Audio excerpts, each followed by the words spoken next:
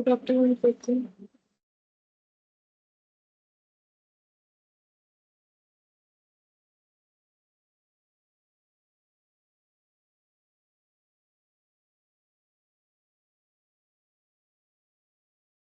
Good afternoon प्रीति।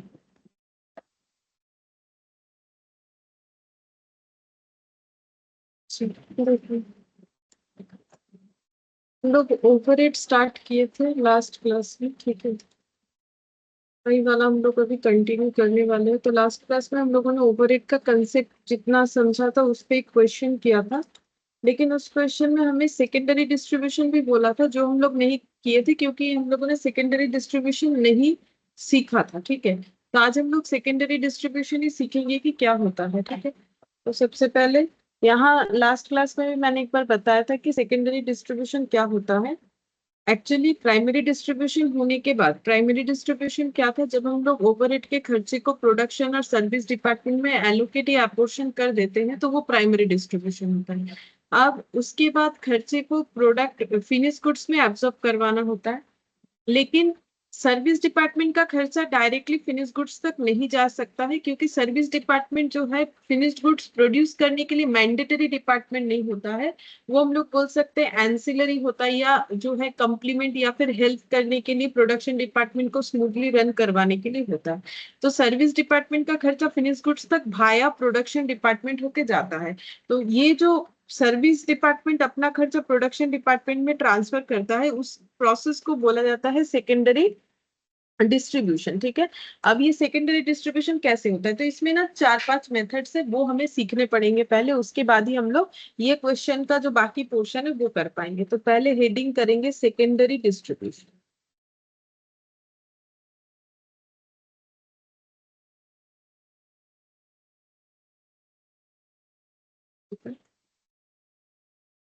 जैसे मान लेते हैं 3 प्रोडक्शन डिपार्टमेंट है और 2 सर्विस डिपार्टमेंट है, ठीक है।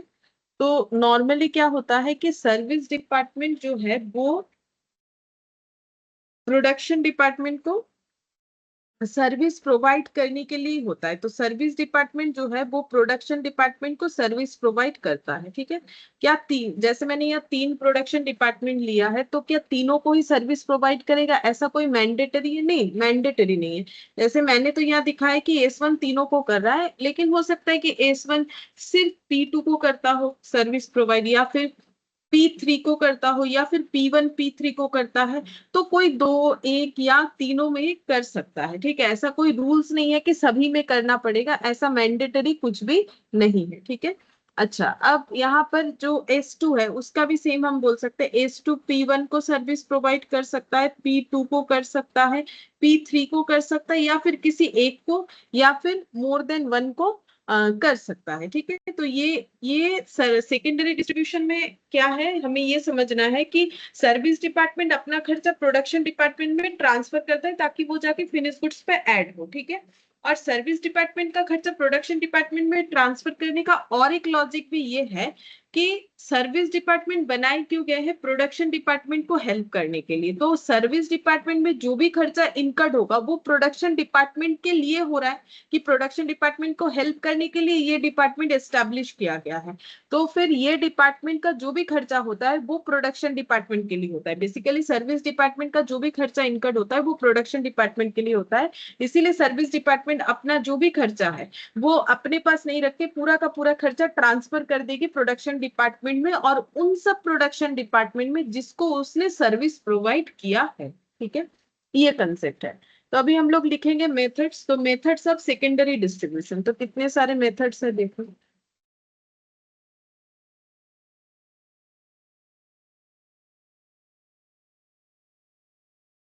मेथड्स ऑफ सेकेंडरी डिस्ट्रीब्यूशन, मैंने डिस्ट्रीब्यूशन को सिर्फ DIST लिख दिया, ठीक है। तुम लोग पूरा चाहो तो पूरा लिखेंगे।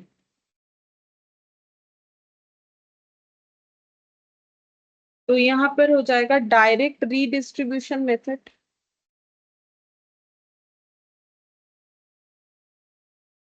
नाम है मेथड का।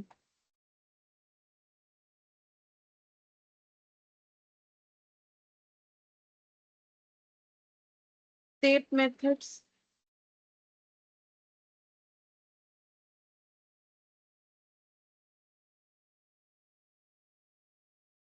और नॉन रेसिप्रोकल मेथड।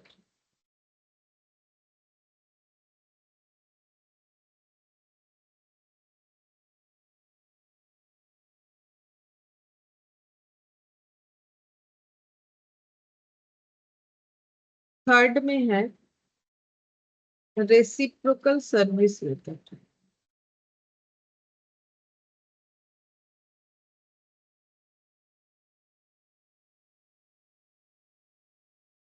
और इसके अंडर 3 मेथड है।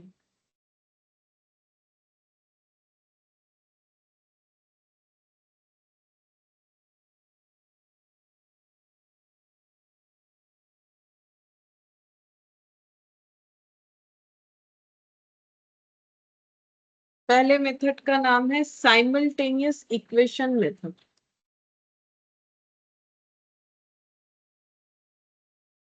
Simultaneous equation method. Repeated distribution method.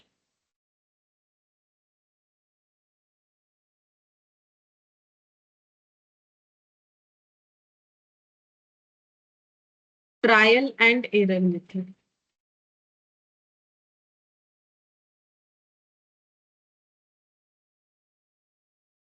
तो सबसे पहले हम लोग सीखेंगे डायरेक्ट रीडिस्ट्रीब्यूशन मेथड, तो इसका हेडिंग करेंगे direct redistribution method.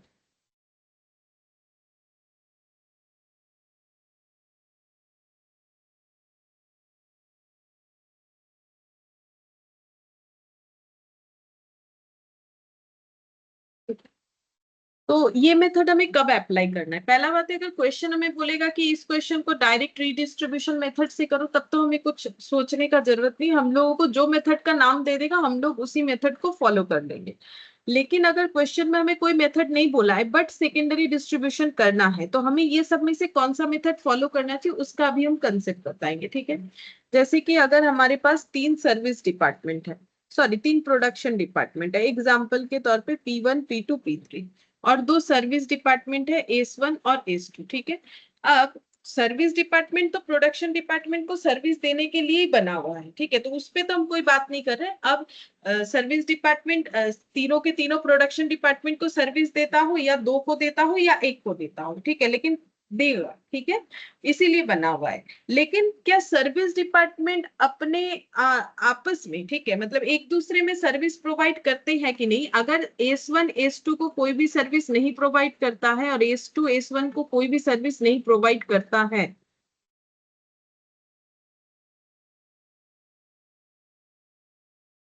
Good afternoon. Good afternoon.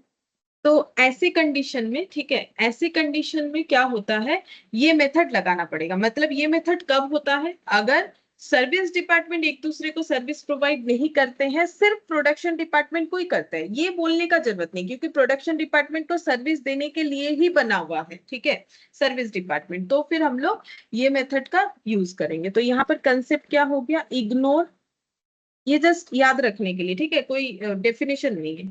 Ignore service provided by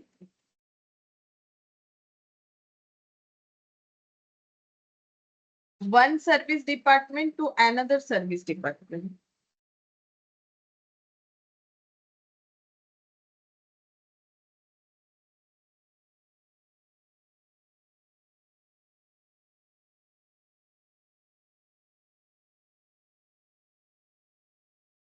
Another service department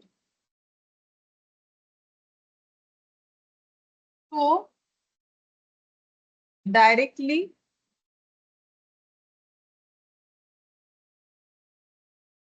distributed to production department.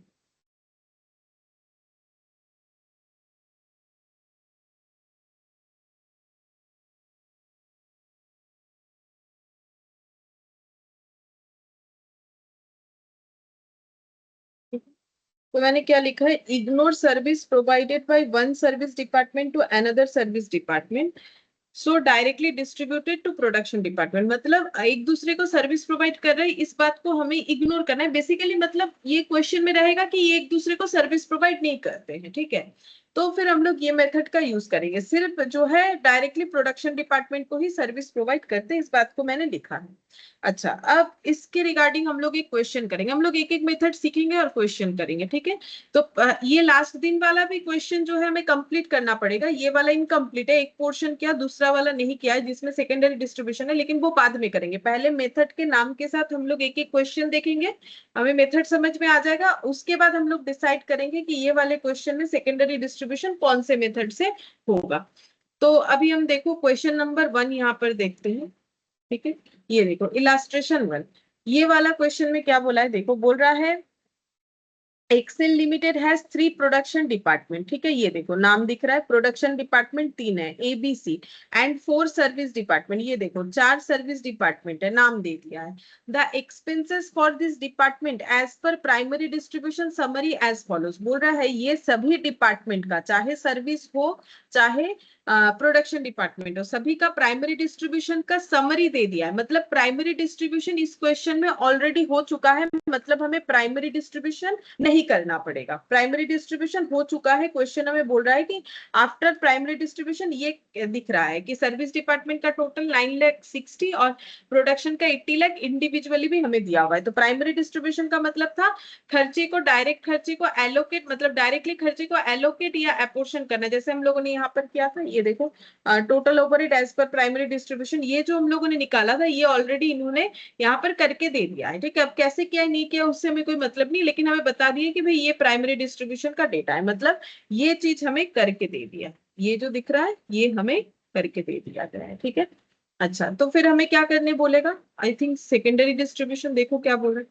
The following information is also available in respect of production department, production department के respect में कुछ information दिए गए हैं। क्या information दिया हुआ है प्रोडक्शन डिपार्टमेंट ABC के लिए, हॉर्स पावर ऑफ मशीन, तो यहाँ पर कितने horse power of machine use हुए हैं वो दिया हुआ है, कितने नंबर ऑफ वर्कर कौन सी डिपार्टमेंट में काम करते वो दिया हुआ है, value of store requisition, store requisition याद होना चाहिए, मेटेरियल कॉस्ट, मेटेरियल कॉस्ट में हम लोगों ने पढ़ा कुछ दिन पहले, मतलब इसके पहले तो लेबर खत्म किया, अब हम लोग मेटेरियल भी खत्म किया, अब हम लोग ओवरहेड कर रहे हैं।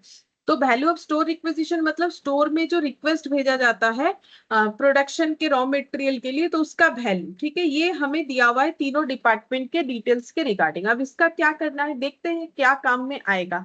डिटेल्स तो पढ़ लिया कि ये दिया हुआ है, अब क्या बोला है देखो, बोल रहा है कि prepare a statement apportioning the cost of service department, बोल रहा है कि हमें एक स्टेटमेंट बनाना है जिसमें हमें क्या करना है, अपोर्शन यानी डिस्ट्रीब्यूट करना है, क्या चीज का, कॉस्ट का, किसके कॉस्ट का, सर्विस डिपार्टमेंट का। तो सर्विस डिपार्टमेंट का कॉस्ट कितना है, ये वाला सर्विस डिपार्टमेंट के कॉस्ट को हमें अपोर्शनिंग यानी कि डिस्ट्रीब्यूट करना है।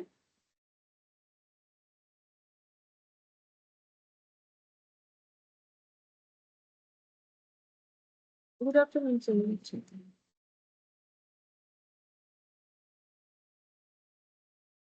अपोर्शनिंग यानी कि डिस्ट्रीब्यूट करना है, ठीक है, over the production department, production department में हमें ये खर्चे को डिस्ट्रीब्यूट करना है। तो मैंने तो डे 1 से बोला है कि सर्विस डिपार्टमेंट का खर्चा भाया प्रोडक्शन होके ही फिनिश गुड्स में जा सकता है, जिसको सेकेंडरी डिस्ट्रीब्यूशन बोला जाता है, ठीक है। हमें बोल दिया यूजिंग डायरेक्ट रीडिस्ट्रीब्यूशन मेथड, हमें कौन सा मेथड यूज करने बोला है, अभी मैंने जो लिखवाया है उसमें से ये वाला मेथड, डायरेक्ट रीडिस्ट्रीब्यूशन मेथड हमें यूज करना है, ठीक है। तो क्वेश्चन अगर मुझे बता दिए कि यही मेथड यूज करो तो हम यही वाला मेथड यूज कर लेंगे।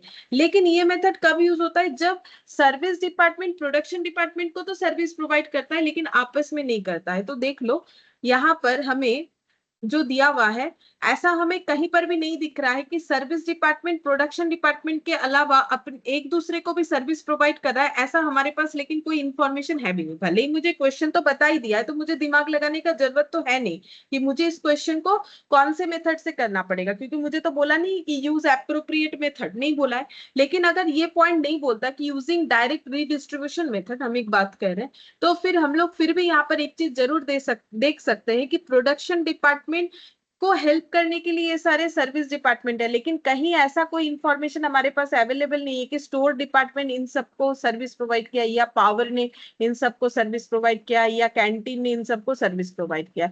तो इससे हमें पता चलता है कि ये क्वेश्चन में सर्विस डिपार्टमेंट एक दूसरे को सर्विस प्रोवाइड नहीं कर रहा है, सिर्फ प्रोडक्शन डिपार्टमेंट को कर रहा है। हम लोगों को क्या प्रिपेयर करके देना है, हम लोगों को डायरेक्ट रीडिस्ट्रीब्यूशन मेथड का यूज करके सेकेंडरी डिस्ट्रीब्यूशन बना के देना है। ठीक है, तो देखो कैसे होगा। यहाँ पर इलास्ट्रेशन 1,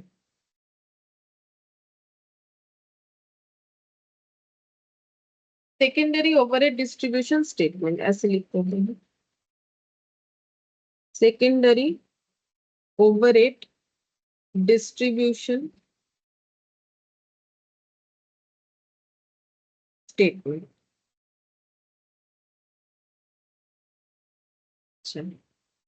तो क्या क्या हमें यहाँ पर डिटेल्स लिखना चाहिए, तो हम यहाँ पर लिख देते हैं। सबसे पहले जो हमें प्राइमरी कॉस्ट मिला उसको डिस्ट्रीब्यूट करना पड़ेगा, तो ये दे रखा है ये प्राइमरी खर्चा, तो मुझे यहाँ पर क्या लिखना चाहिए, हम पर्टिकुलर्स लिख सकते हैं या फिर ऐसे भी लिख सकते हैं। यहाँ पर मैंने लिख दिया आइटम्स ऑफ कॉस्ट। ठीक है, मतलब कॉस्ट का जो भी आइटम था, हमें तो इंडिविजुअली एक भी खर्चे का नाम नहीं पता, हमें टोटल करके दे दिया है। ठीक है, अब ये किस बेसिस पे है, एज पर प्राइमरी डिस्ट्रीब्यूशन। ये क्वेश्चन खुद बता रहा है, हम अपने मन से नहीं लिखते। ठीक है, as per primary distribution summary, ये हमारे पास अवेलेबल है। अब इसी खर्चे को हमें डिस्ट्रीब्यूट करना है। कैसे डिस्ट्रीब्यूट करेंगे, कुछ ना कुछ बेसिस पे करेंगे। डिस्ट्रीब्यूट यानी अपोर्शन, अपोर्शन हमेशा किसी बेसिस पे ही होता है, तो यहां पर लिखेंगे बेसिस ऑफ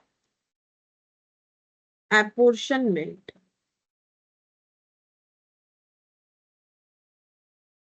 अच्छा, क्या डिस्ट्रीब्यूट करेंगे, प्राइमरी डिस्ट्रीब्यूशन में जो खर्चा दिख रहा है तो खर्चे का अमाउंट लिखेंगे, उसके लिए एक मैंने टोटल कॉलम बना लिया। किन में डिस्ट्रीब्यूशन होगा, प्रोडक्शन डिपार्टमेंट में, प्रोडक्शन डिपार्टमेंट। ठीक है, अब यहाँ एक हम सर्विस डिपार्टमेंट में बना देते हैं, बट जरूरी नहीं है, लेकिन एक बार दिखा देते हैं। अगर हम लोग नहीं भी करते हैं तो भी चलेगा, तो अभी करके दिखा देते हैं, बाद में बोल देंगे कि नहीं कैसे कौन सा पोर्शन को हम लोग यहाँ से नहीं भी करेंगे तो चलेगा। तो प्रोडक्शन डिपार्टमेंट है ABC, यहाँ पर लिख दिया ABC, नाम दिया हुआ है जैसे वैसा ही लिखना है हम लोग को। सर्विस डिपार्टमेंट है store, time keeping, power, canteen, तो हम इसका जो है फर्स्ट लेटर यूज करें, store, time keeping, power, canteen, power canteen. ठीक है, मैंने इस तरीके से लिख लिया। ये साइड वाला जो पोर्शन दिख रहा है इसका जरूरत नहीं है सर्विस डिपार्टमेंट का, अगर हम लोग नहीं भी बनाएंगे तो चलेगा। अभी पूरा बन जाएगा तो समझ में आएगा क्यों नहीं भी बनाएंगे तो चलेगा। ठीक है, तो अब यहाँ पर हम लोग लिखेंगे cost as per primary distribution.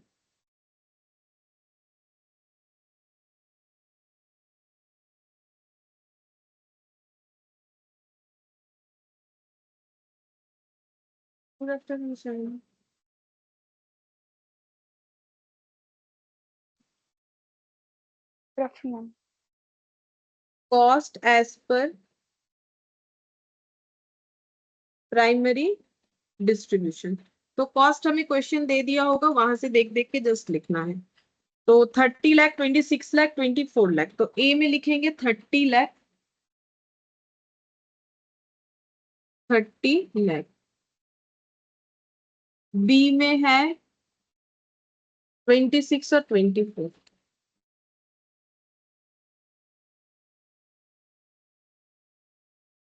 और ये भी लिख देते हैं 4, 3, 1 लाख, 61 लाख।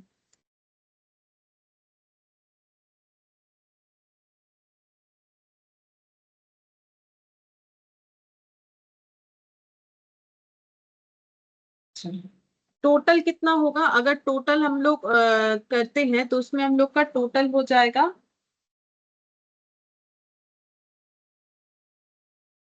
80 और 9 लाख 60, तो 89 लाख 60,000। ठीक है, ये यहाँ पर बेसिस ऑफ अपोर्शनमेंट कुछ नहीं लिखना है, क्योंकि ये तो ऑलरेडी हमें करके दिया हुआ है। ठीक है, अब हमें क्या करना है, सारे सर्विस डिपार्टमेंट के जितने भी खर्चे हैं, ठीक है, सर्विस डिपार्टमेंट सभी खर्चे को प्रोडक्शन डिपार्टमेंट में ट्रांसफर करने वाला है, ठीक है। अच्छा, तो सबसे पहला सर्विस डिपार्टमेंट है एस, एस फॉर होता है स्टोर। तो स्टोर का खर्चा हुआ है 4 लाख। स्टोर डिपार्टमेंट एक सर्विस डिपार्टमेंट है जिसका खर्चा हुआ है 4 लाख। तो स्टोर डिपार्टमेंट बोलेगा कि मेरा खर्चा तो प्रोडक्शन डिपार्टमेंट के लिए हुआ है। तो अभी यहाँ पर तो कुछ नहीं बोला है कि किसको सर्विस प्रोवाइड कर रहा है, किसको नहीं कर रहा है, तो बेसिकली तीनों को ही कर रहा है। उसका और एक प्रूफ भी है कि ये देखो यहाँ पर स्टोर रिक्विजिशन तीनों डिपार्टमेंट में आया हुआ है ना। तो मुझे एक चीज बोलो कि ये स्टोर का जो 4 लाख का खर्चा है, ये तीनों प्रोडक्शन डिपार्टमेंट में कौन से बेसिस पे डिस्ट्रीब्यूट होना चाहिए? हमारे लिए बेसिस के लिए ये तीन ही आइटम पड़ा हुआ है, तो इसमें से कौन सा अप्रोप्रिएट होगा वो हमें खुद समझ के करना है। इसका कोई रूल्स तो होता नहीं है, खुद समझ के करना पड़ेगा। बोलो कौन सा बेसिस में हम लोग इस खर्चे को डिस्ट्रीब्यूट करें। अभी हिंट्स भी दिया था बोलते बोलते नहीं।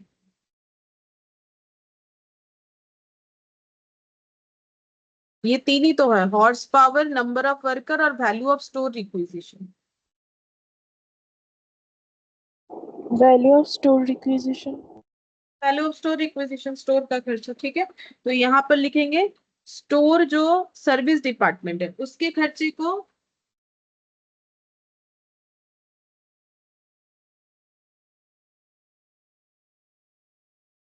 गुड आफ्टरनून,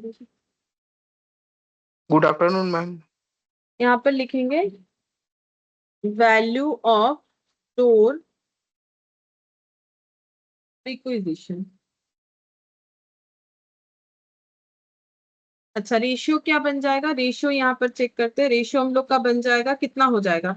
ये कैंसिल आउट कर करके देखना पड़ेगा। तो यहाँ से हम कितना कितना जीरो हटा, इधर है 4 जीरो 4 जीरो, यहाँ से 4 जीरो, तो 25 15 और 10, तो 5 से कैंसिल आउट करने से 5 3 और 2, 5:3:2 हो रहा है। तो वही लिख देंगे 5:3:2। तो 5:3:2 में हमें डिस्ट्रीब्यूट करना है कौन से खर्चे को? स्टोर डिपार्टमेंट का खर्चा इस सब में डिस्ट्रीब्यूट करना है। तो 4 लाख रुपए के खर्चे को डिस्ट्रीब्यूट करना है। तो 4 लाख को अगर डिस्ट्रीब्यूट करेंगे एबीसी में 5:3:2 में, तो कितना कितना होगा? 5 3 2 10 होता है। 4 लाख/10 करने से 40,000। 40,000 इंटू 5 कितना हो जाएगा? 2 लाख। 40,000 इंटू 3 1,20,000, और 40,000 इंटू 2 80,000, ठीक है। अब यहां से डिस्ट्रीब्यूट हो गया तो ये माइनस हो जाएगा कि ये खर्चा ट्रांसफर हो गया, यहाँ पर ट्रांसफर हो गया, ये तीनों में इस तरीके से ट्रांसफर हो गया। अब ये सब तो हुआ नहीं है, तो इसको ऐसे रखेंगे। नेक्स्ट हम लोग कौन सा सर्विस डिपार्टमेंट लेंगे? टाइम कीपिंग ले लेते, जैसे है सीक्वेंस में वैसे लिख रहे हैं, ठीक है। टाइम कीपिंग, इसका थोड़ा बड़ा है नाम, ठीक है। टाइम कीपिंग एंड समथिंग दिया हुआ है, हम बस टाइम कीपिंग ही लिख रहे हैं, ठीक है, लिख सकते हैं। एंड अकाउंट्स, इतना भी कोई बड़ा बात नहीं, चलो लिख दिया। अब बोलो टाइम कीपिंग या अकाउंट्स का खर्चा था 3 लाख। उस खर्चे को अगर मुझे ये तीनों डिपार्टमेंट में डिस्ट्रीब्यूट करना है तो कौन से बेसिस पे करना पड़ेगा? बेसिस के लिए हमारे पास तो बस यही इंफॉर्मेशन अवेलेबल है, तो बोलो कौन से बेसिस पे होगा? टाइम कीपिंग डिपार्टमेंट का काम क्या है वो हम लोगों ने पढ़ लिया था लेबर में, ठीक है। तो उसके हिसाब से दिमाग लगा के बोलना है कि हमें कौन से बेसिस पे करना पड़ेगा। टाइम कीपिंग का मतलब क्या था? वर्कर कब आता है जाता है, ये सारी चीजों का डिटेल्स रखनी है। तो फिर किस पे होगा? Number of workers. Number of workers. तो यहाँ पर लिखेंगे नंबर ऑफ वर्कर, ठीक है। तो ये कंसेप्चुअल बात है, ठीक है। इसका कोई रूल्स रेगुलेशंस ये सब नहीं होता है कि हम लोग कुछ भी रट लेंगे पढ़ लेंगे, ऐसा नहीं होता है, ठीक है। हमें समझ के करना होता है। तो नंबर ऑफ वर्कर, तो 20 15 15, तो इसको अगर हम लोग 5 से कैंसिल आउट करेंगे तो 4 3 3 हो जाएगा। तो 4:3:3, ठीक है। तो ये कितना खर्चा है यहाँ पर देखो 3 लाख। तो 3 लाख का खर्चा डिस्ट्रीब्यूट हो जाएगा 3 3 6, यानी सॉरी 3 3 4, यानी 10 हो जाएगा। 3 + 3 6, 6 + 4 10, 3 लाख/10 करने से होता है 30,000। 30,000 इंटू 4 कितना हो जाएगा? ठीक बोला मैंने? 30,000 इंटू 4 या गलत बोली? 1,20,000 होगा, ठीक बोला। 30,000 इंटू 3, 30,000 इंटू 3 90,000, फिर से 90,000, ठीक है। ये खर्चा तो खाली हो गया था, अब ये भी हो गया, ठीक है। अच्छा, फिर टाइम कीपिंग के बाद है पी। पी क्या था? पी था हम लोग का पावर, ठीक है। तो पावर, अब पावर का खर्चा कैसे डिस्ट्रीब्यूट होगा, कौन से बेसिस पे, तो बताओ पावर का खर्चा कौन से बेसिस पे डिस्ट्रीब्यूट होगा, ये तीनों में से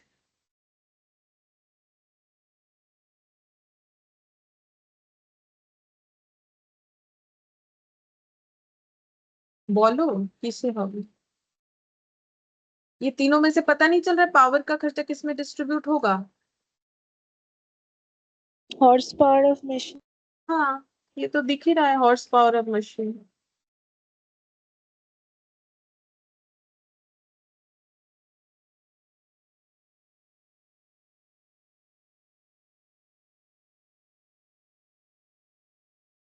हॉर्स पावर ऑफ मशीन, और इसमें रेशियो बन जाएगा 3:3:2, 0 0 सब हटा देंगे तो 3:3:2, तो 3:3:2 मतलब 3 3 + 3 6, 6 + 2 8 हो जाएगा, ठीक है।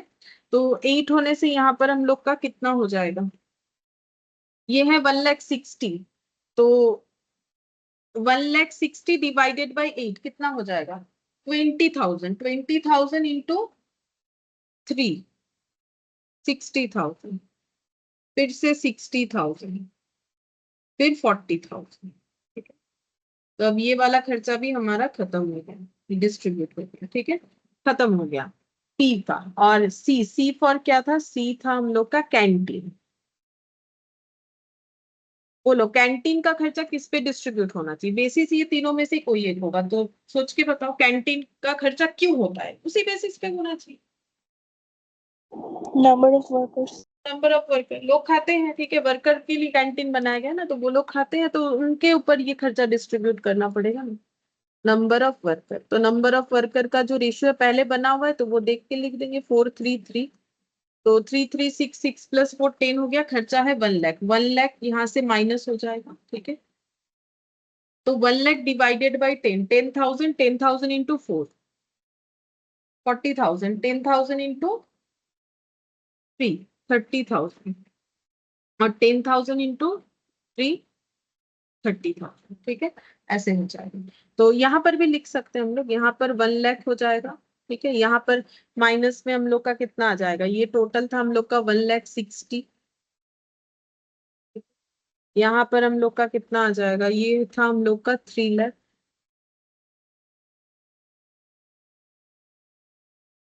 और यहाँ पर था हम लोग का 4,00,000।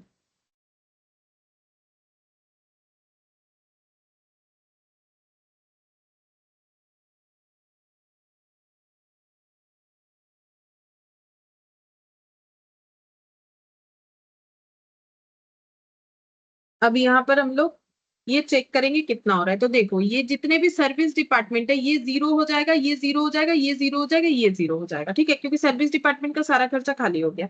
अब सी से स्टार्ट करते हैं, सी का खर्चा था, खुद का खर्चा था 24,00,000, सी का प्राइमरी डिस्ट्रीब्यूशन का मतलब सी डिपार्टमेंट, प्रोडक्शन डिपार्टमेंट में खुद का खर्चा हुआ था 24,00,000। फिर स्टोर ने उसके ऊपर 80,000 का खर्चा लगा दिया कि भाई मेरे स्टोर बोल रहा है कि सी के वजह से मेरा 80,000 का खर्चा हुआ है, ठीक है, सी को मैंने सर्विस जो प्रोवाइड किया वो 80,000 का किया, तो सी को 80,000 मेरे से खर्चा लेना पड़ेगा। तो ऐसे करके सारा टोटल करना पड़ेगा, तो तुम लोग टोटल करो, 30, 40, 70, 70 और 80 कितना हो जाएगा, 1,50,000, 1,50,000 और 24,00,000, 25,50,000 और 90,000 कितना होता है, 25,50,000 और 90,000,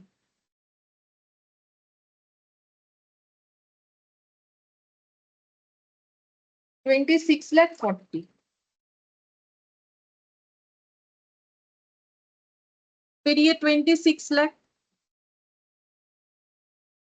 तुम लोग ऐड कर रहे हो ना, मतलब एग्जाम में उसी कम टाइम में करना पड़ेगा, मुझे अभी बोलो या ना बोलो उससे कोई ज्यादा फर्क नहीं पड़ने वाला, हम तो कर लेंगे, उसमें मुझे कोई प्रॉब्लम नहीं है, लेकिन एग्जाम में तुम लोग को उसी टाइम के अंदर कैलकुलेटर भी चलाना पड़ेगा, तो उसका हैबिट करना है। अब यहाँ करो या घर पे करो, ठीक है।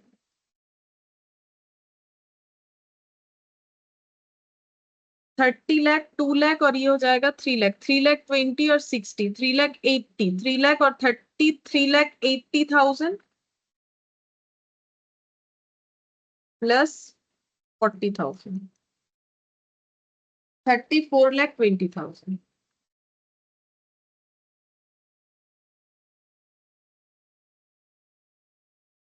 और ये हो जाएगा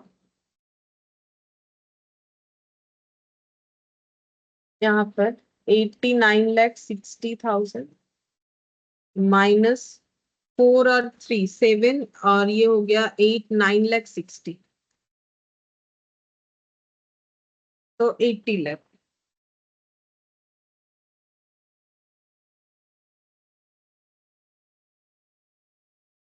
एक्चुअली इसको ना यहाँ लिखना ही नहीं है, हम देखो इसको यहाँ नहीं लिखना है, बता रहे क्यों, ठीक है।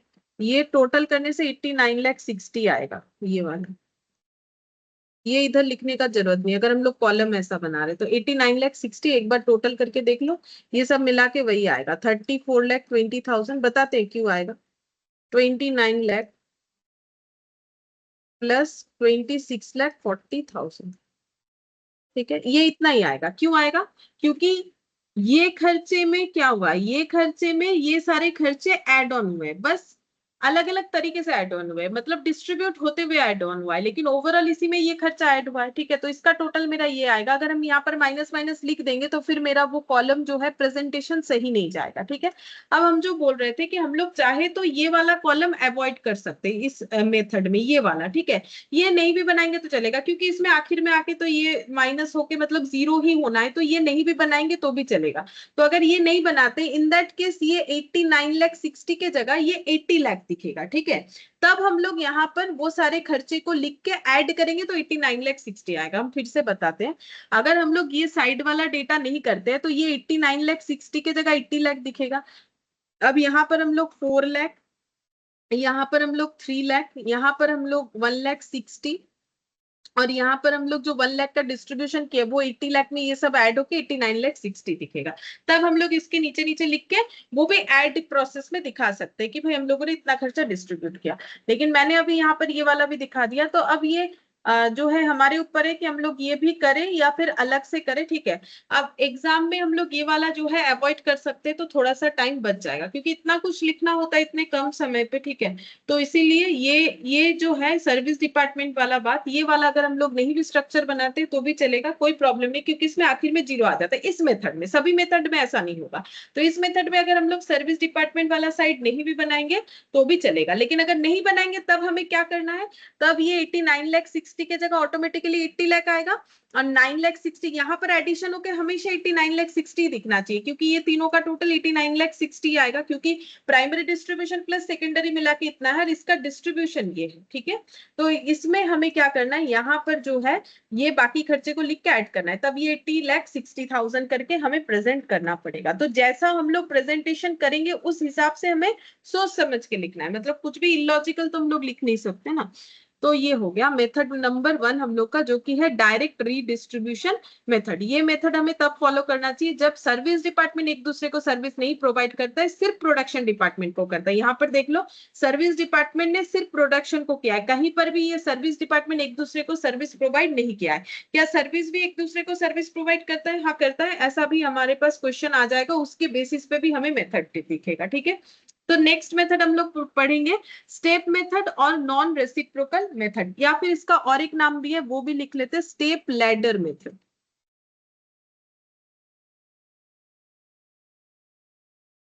ठीक है। ये नाम भी होता है। तो यहाँ पर हेडिंग करेंगे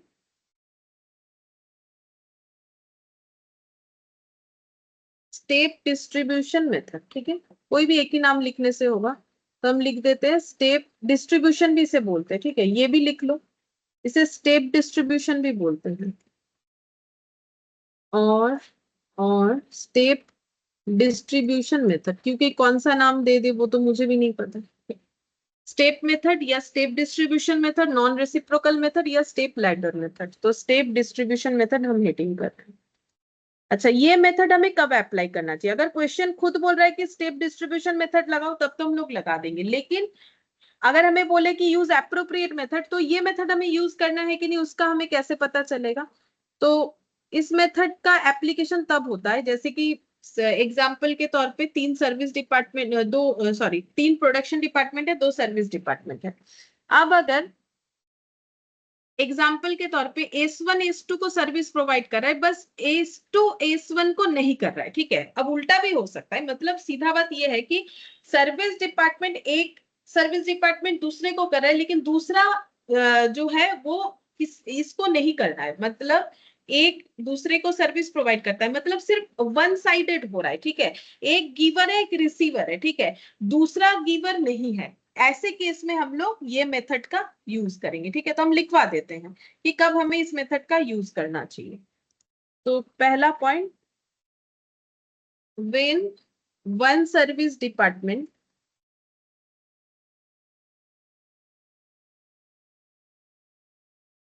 is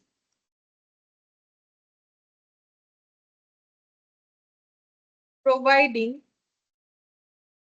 service to another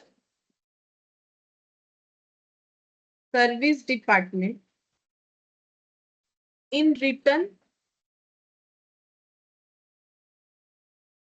does not receiving any service.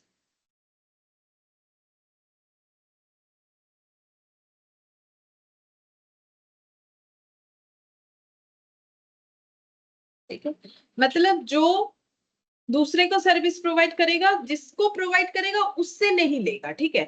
मैंने यहाँ S1 S2 लिखा है, S3 S4 भी तो हो सकता है, 2 की जगह 4 भी सर्विस डिपार्टमेंट हो सकता है। बट कंसेप्ट ये है कि अगर एक सर्विस डिपार्टमेंट दूसरे को सर्विस प्रोवाइड कर रहा है तो जिसको कर रहा है उससे वो सर्विस नहीं लेगा, तब हम लोग ये मेथड का यूज करते हैं, ठीक है।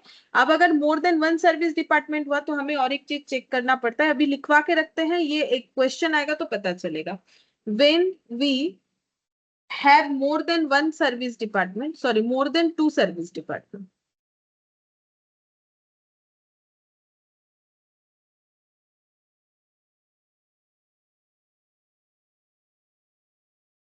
then highest service providers expense is distributed first.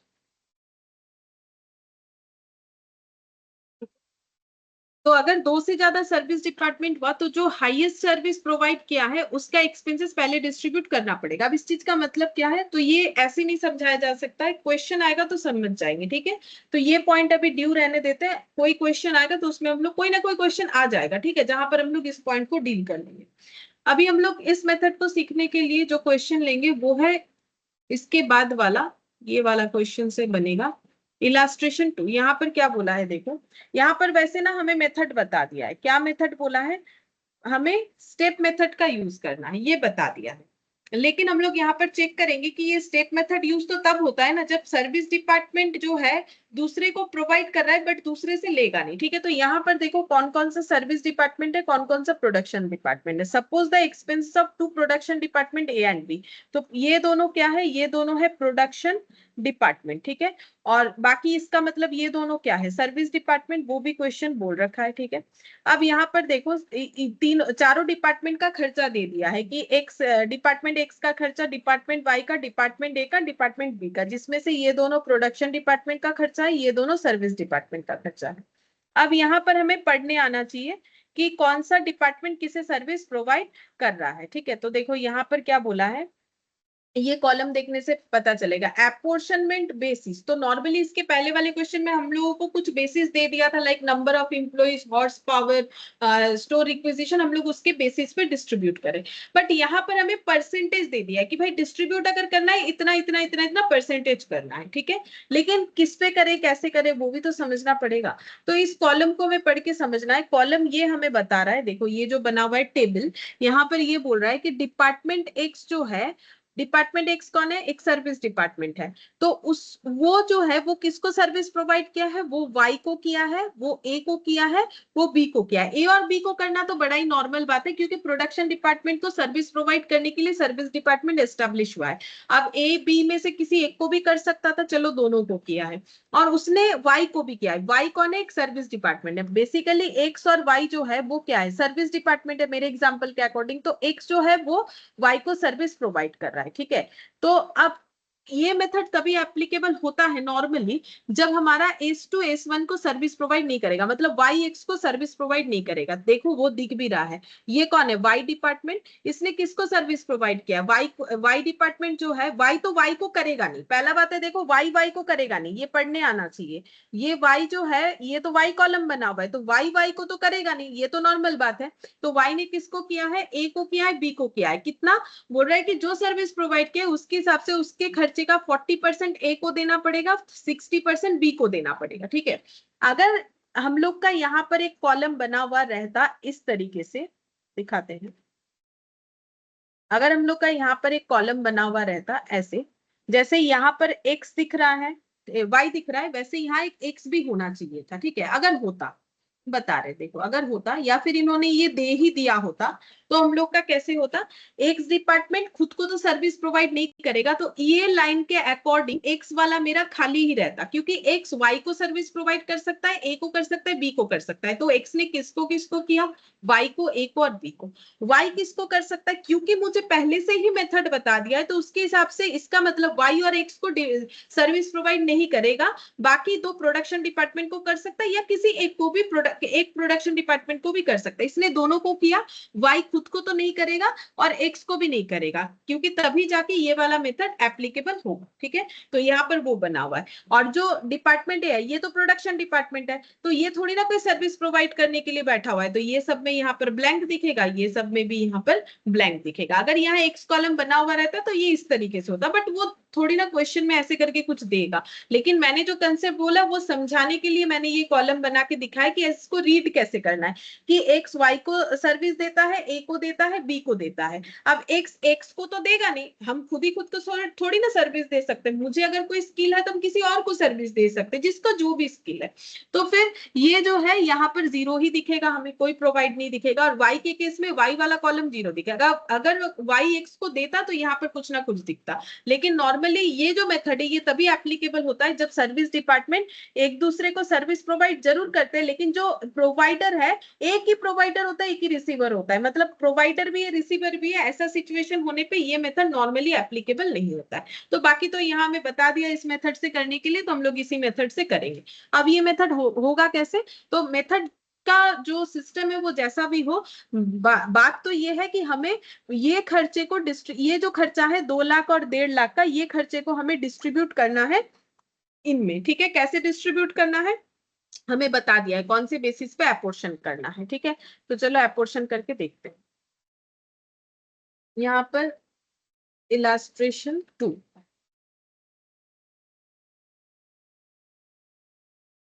यहाँ पर लिखेंगे समरी ऑफ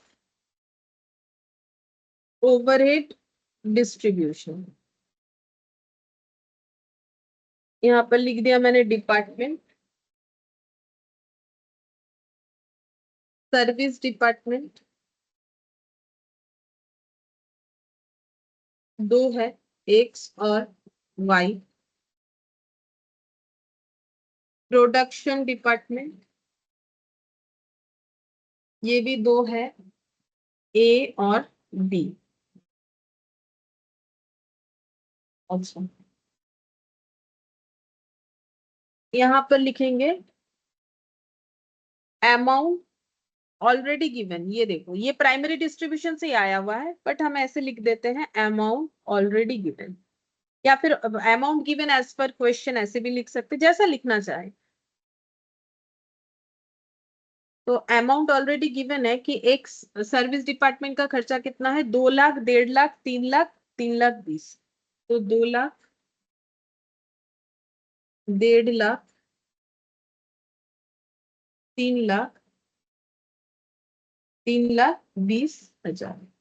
ठीक है, ये सब रुपीस में होना चाहिए। तो ये रुपीस वगैरह लेकिन एग्जाम में लिखना पड़ता है, अकाउंट्स में थोड़ा बहुत नहीं भी लिखे चलता है, बट कॉस्ट एक ऐसा सब्जेक्ट है जहां पर हमें सारा चीज लिखना होता है। ये देखो यहाँ पर भी मुझे रुपीस लिखना पड़ेगा। ठीक है, तो ये हम बता दे रहे हैं एग्जाम में जब करना है तब, लेकिन ये सारी चीजों को टाइम के साथ मेंटेन करते हुए करना है। ठीक है, इसीलिए प्रैक्टिस जरूरी है, नहीं तो नहीं होगा। अच्छा, अब हम लोग यहाँ पर खर्चा डिस्ट्रीब्यूट करेंगे। कौन सा खर्चा होगा, सर्विस डिपार्टमेंट जो एक्स है वो अपना खर्चा डिस्ट्रीब्यूट करेगा उन सब पे जिसको उसने सर्विस प्रोवाइड किया है। तो एक्स ने किसको किसको सर्विस प्रोवाइड किया है, वाई को, ए को और बी को, ठीक है। तो तीनों में डिस्ट्रीब्यूट होगा यहाँ पर।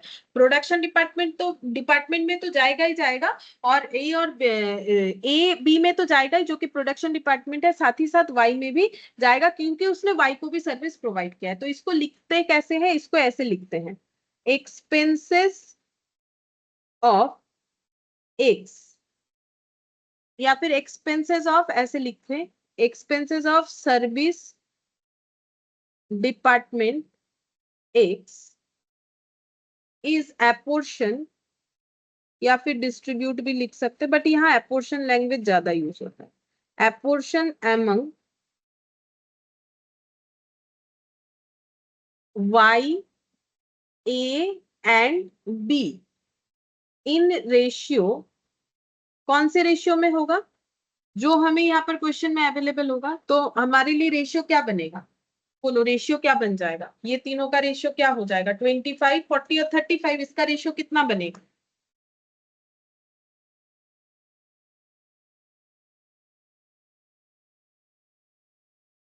5, 8 और 7। कोई कुछ भी नहीं कर रहा है, ठीक है, हम ही करते थे, 5, 8 और 7। तो यहाँ पर हो जाएगा 5:8:7। तो 5:8:7 में डिस्ट्रीब्यूट करना है, कितना खर्चा, 2 लाख रुपए। तो ये मैंने लिख दिया 2 लाख, क्योंकि एक्स का खर्चा डिस्ट्रीब्यूट होगा ये तीनों में। तो 5 + 8 + 7 कितना हो जाएगा, 20। तो 2 लाख डिवाइडेड बाई 20,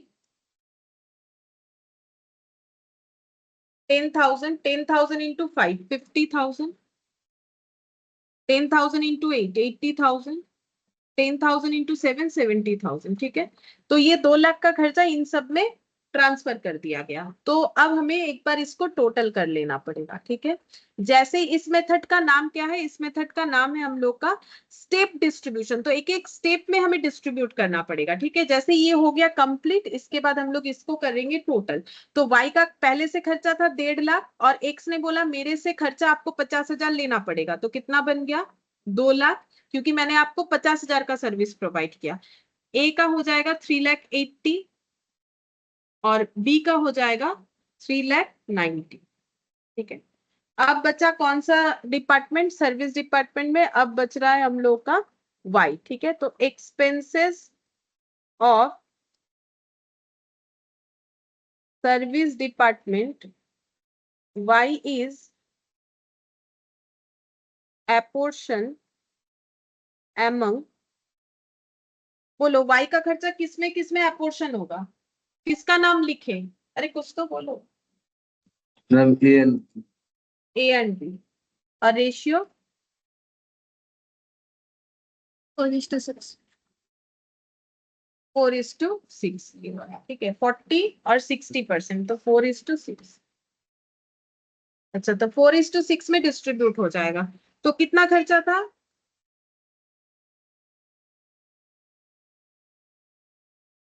2 लाख। तो 2 लाख को डिस्ट्रीब्यूट करने से 2 लाख बाई 10 कितना होता है, 20,000, 20,000 इंटू 4, 80, और 20,000 इंटू 6, 1,20,000। अब टोटल कर लेंगे, 4,60,000,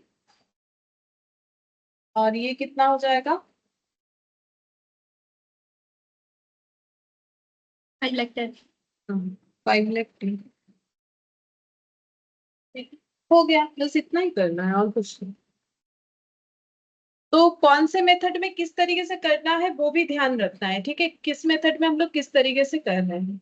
अच्छा, अब नेक्स्ट यहाँ पर, इसमें भी अगर हम लोग चाहे तो ये सर्विस डिपार्टमेंट वाला पोर्शन चाहे तो नहीं कर सकते, यहाँ पर एक टोटल कॉलम बना भी सकते हो, ठीक है। ऐसा नहीं कि इसमें टोटल नहीं बना है, इसमें भी टोटल बन सकता है, ऐसा कोई बात नहीं है। यहाँ भी हम लोग टोटल बना सकते हैं। तो टोटल बनाने से यहाँ पर हम लोग का जितना भी अमाउंट आएगा वो एज इट इज रख देंगे। जैसे कि हो गया 3 लाख, 2 लाख, 5 लाख, 5 और 3 8, और ये कितना हो जाएगा, 9,9,6,7,8,9,9,70 हो जाएगा, ठीक है।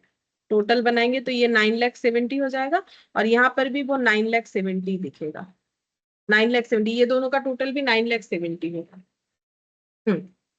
हम लोग यहाँ भी टोटल बना सकते हैं।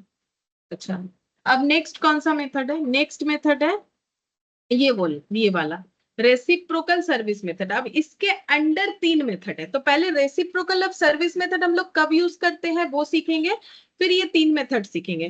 मतलब पहले इसका बेस सीखेंगे, रेसिप्रोकल सर्विस मेथड।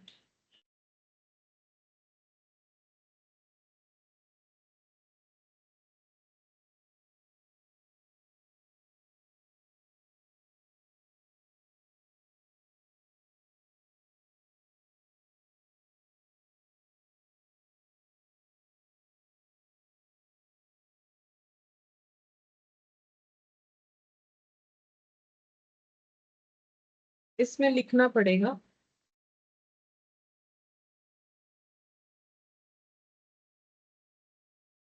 तीन सर्विस डिपार्टमेंट मैंने बना लिया और यहाँ पर मैंने 2 सर्विस डिपार्टमेंट ले लिया। ठीक है, सभी में हम एक ही जैसा एग्जाम्पल रख रहे हैं।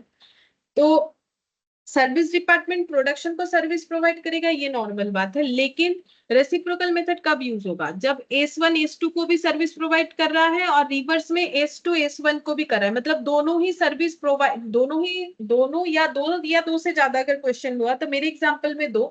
तो सर्विस डिपार्टमेंट जब एक दूसरे में सर्विस जो है ट्रांसफर कर रहे हैं, मतलब ले भी रहे हैं दे भी रहे हैं, तब हमें ये वाला मेथड यूज करना चाहिए। ठीक है, तो यहाँ पर लिखेंगे if one service department providing service to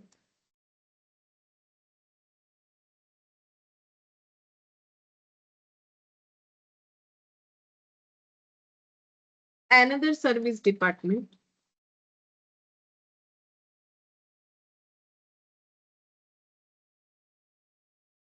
and in return receiving service from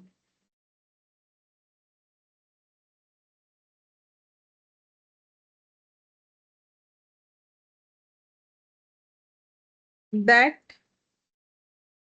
department. ठीक है, मैंने ये बहुत ही सिंपल तरीके से लिखा है रूल्स को। ठीक है, अगर चाहे तो हम लोग अपने हिसाब से भी लिख सकते हैं। मैंने जस्ट वो जो बोला वही लिखवाया, ठीक है, याद रखने के लिए। बाकी ड्रॉ देखने से भी याद हो जाएगा। मैंने जो ड्रॉ किया है हर एक सिस्टम के पहले, वो देखने से ही पता चलेगा कि क्या हो रहा है।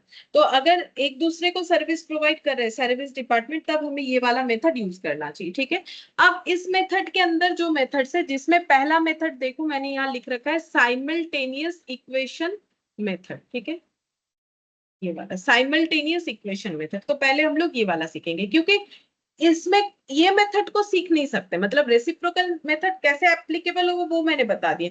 अब मेथड्स जो सीखना है वो 3 मेथड ही सीखना है। ठीक है, तो साइमल्टेनियस इक्वेशन मेथड।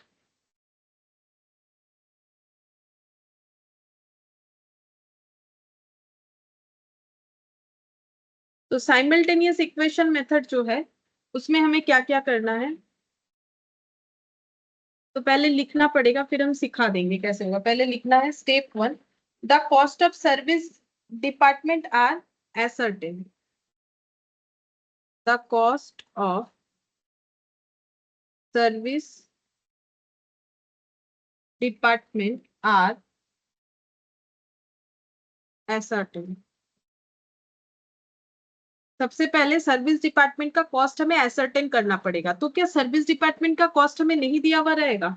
हाँ, नहीं दिया हुआ रहेगा, थोड़ा अलग तरीके से बोला हुआ रहेगा। कुछ अमाउंट दिया हुआ रहेगा, कुछ हमें कैलकुलेट करना पड़ेगा। ठीक है, मतलब नहीं दिया हुआ रहेगा, एग्जैक्टली नहीं दिया हुआ रहेगा। जैसे यहाँ पर दिया हुआ है ना कि सर्विस डिपार्टमेंट ये एक्स का खर्चा था 2 लाख 1.5 लाख, यहाँ हमें वो चीज नहीं मिलेगा। ठीक है, क्वेश्चन में तो हमें उसको खुद से रेडी करना पड़ेगा। फिर स्टेप 2 में हो जाएगा the cost are then redistributed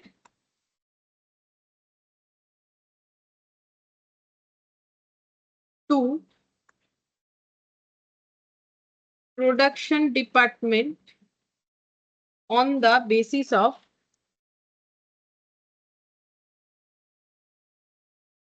given percentage. फिर हमें रीडिस्ट्रीब्यूट करना पड़ेगा, क्योंकि नॉर्मली रीडिस्ट्रीब्यूशन को ही सेकेंडरी डिस्ट्रीब्यूशन बोलते हैं। ठीक है, लेकिन अभी अभी मैंने क्या बोला कि इसमें हमें सर्विस डिपार्टमेंट का कॉस्ट दिया हुआ नहीं रहेगा, तो पहले हम लोगों को कॉस्ट फाइनली फाइंड आउट करना पड़ेगा कि कितना है, फिर उस खर्चे को रीडिस्ट्रीब्यूट करेंगे। वही होता है सेकेंडरी डिस्ट्रीब्यूशन।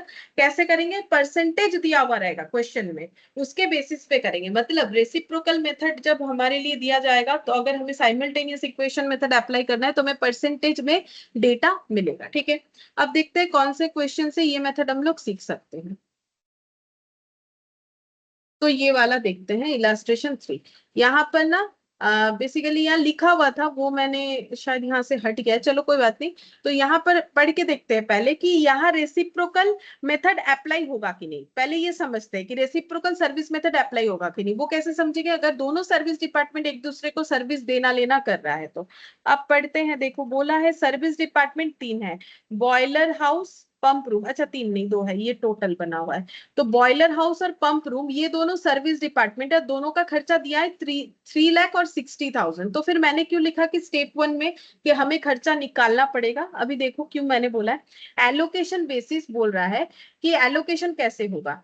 तो ये देखो नाम जो दो दिया हुआ है, बॉयलर हाउस और पंप रूम, ये क्या है? ये सर्विस डिपार्टमेंट है। ठीक है, अब बॉयलर हाउस किसको सर्विस प्रोवाइड कर रहा है? ए को कर रहा है, बी को कर रहा है। ये दोनों कौन है? Production department. तो ये तो बड़ा ही नॉर्मल बात है कि प्रोडक्शन डिपार्टमेंट को सर्विस प्रोवाइड करेगा। अब बॉयलर हाउस खुद को तो सर्विस प्रोवाइड नहीं करेगा। ठीक है, बॉयलर हाउस ने पंप रूम को यानी एक सर्विस डिपार्टमेंट को सर्विस प्रोवाइड किया। अब पंप रूम वाला देखो, पंप रूम ने ए को भी सर्विस प्रोवाइड किया जो कि एक प्रोडक्शन डिपार्टमेंट है, बी को भी सर्विस प्रोवाइड किया जो कि एक प्रोडक्शन डिपार्टमेंट है, जो कि नॉर्मल बात है। अब पंप रूम ने बॉयलर हाउस को भी सर्विस प्रोवाइड किया, मतलब बॉयलर हाउस और पंप रूम एक दूसरे को सर्विस प्रोवाइड करते हैं। ये टेबल से ये बात क्लियर हो गया। लेकिन पंप रूम से पंप रूम जीरो ही दिखेगा, क्योंकि एक सर्विस डिपार्टमेंट खुद ही खुद को सर्विस तो प्रोवाइड नहीं करेगा। बस इतना दिया हुआ है, तो इसी से पता चल जाता है कि मुझे रेसिप्रोकल सर्विस मेथड का यूज करना चाहिए, रेसिप्रोकल डिस्ट्रीब्यूशन मेथड का यूज करना चाहिए। अब उसमें हम कौन सा मेथड यूज करें? हम लोग कोई भी मेथड यूज करें, आंसर हमारा सेम आएगा। अगर हम लोग साइमल्टेनियस, कहां चला गया, हाँ साइमल्टेनियस इक्वेशन मेथड यूज करेंगे तो भी जो आंसर आएगा, रिपीटेड डिस्ट्रीब्यूशन यूज करेंगे तो भी जो आंसर आएगा, trial and error method use करेंगे तो भी वही आंसर आएगा। लेकिन क्वेश्चन अगर मुझे बोल देगा कि यही मेथड करो तो यही करना है, ये बोलेगा तो ये करना है, ये बोलेगा तो ये करना है, लेकिन अगर क्वेश्चन साइलेंट रहा तो फिर हमें ये वाला मेथड करना है। ठीक है, तो अगर चाहो तो लिख सकते हैं हम लोग कि क्वेश्चन अगर साइलेंट है कि कौन सा रेसिप्रोकल मेथड यूज करना है, तो रिपीटेड डिस्ट्रीब्यूशन मेथड यूज करना पड़ेगा। तो यहाँ पर लिखे, कहाँ लिखे हैं, यहाँ पर लिख देते हैं, if question is silent then use repeated distribution method. बाकी सभी में सेम आंसर आए, रिपीटेड डिस्ट्रीब्यूशन मेथड, क्योंकि इससे जल्दी होगा। ठीक है, बाकी दोनों मेथड में टाइम लगेगा, ऊपर से कैलकुलेशन भी ज्यादा होगा। तो कुछ नहीं बोलेगा, then always follow repeated distribution method. लेकिन अभी हम लोग इस क्वेश्चन को कैसे करेंगे? अभी हम लोग साइमल्टेनियस इक्वेशन मेथड से ही करेंगे, क्योंकि ये मेथड मैंने लिखा है तो पहले यही हम सिखाएंगे। तो इस क्वेश्चन को हम लोग साइमल्टेनियस इक्वेशन मेथड से करेंगे। तो फर्स्ट स्टेप क्या है, हमें क्या करना है? कॉस्ट ऑफ सर्विस डिपार्टमेंट हमें एसर्टेन करना है। ठीक है, सर्विस डिपार्टमेंट का कॉस्ट हमें एसर्टेन करना है। तो सर्विस डिपार्टमेंट कौन है? बॉयलर हाउस है और पंप रूम है। तो पहले मुझे इन दोनों का जो है कॉस्ट फाइंड आउट करना पड़ेगा। तो क्या 3,60,000 कॉस्ट नहीं है? नहीं, 3,60,000 के अलावा भी कुछ कॉस्ट होगा। ठीक है, तो हम कैसे लिखेंगे? हम पहले ऐसे लिखेंगे, ऐसे लिखना पड़ेगा। ठीक है, मतलब करना ही ऐसे, हमें पहले एजम्पशन लेना पड़ेगा, let the total cost of two service department will be determined as follows।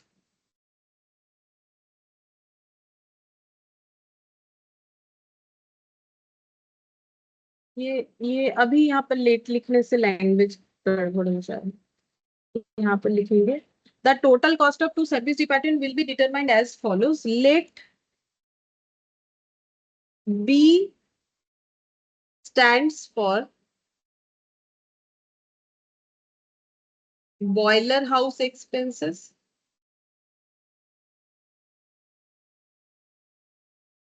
and P stands for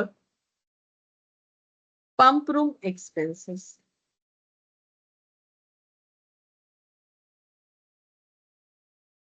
तो पहले मैंने क्या किया, मैंने एजम्पशन ले लिया कि सर्विस डिपार्टमेंट बॉयलर हाउस का टोटल खर्चा है बी और पंप हाउस का टोटल खर्चा है पी। क्या बी और पी लेना जरूरी है? क्या हम लोग एक्स वाई नहीं ले सकते? बिल्कुल ले सकते, एक्स वाई ले सकते हैं, जो है कुछ और ए बी ले सकते, कोई फर्क नहीं पड़ता है, ठीक है। तो ऐसा नहीं है कि बॉयलर हाउस है तो बी लिया है, पंप रूम है तो पी लिया है, हाँ मतलब वैसे सोच के लिया है, बट ऐसा जरूरी नहीं, हम लोग कुछ भी ले सकते हैं, A B C D X Y Z कुछ भी चलेगा, ठीक है।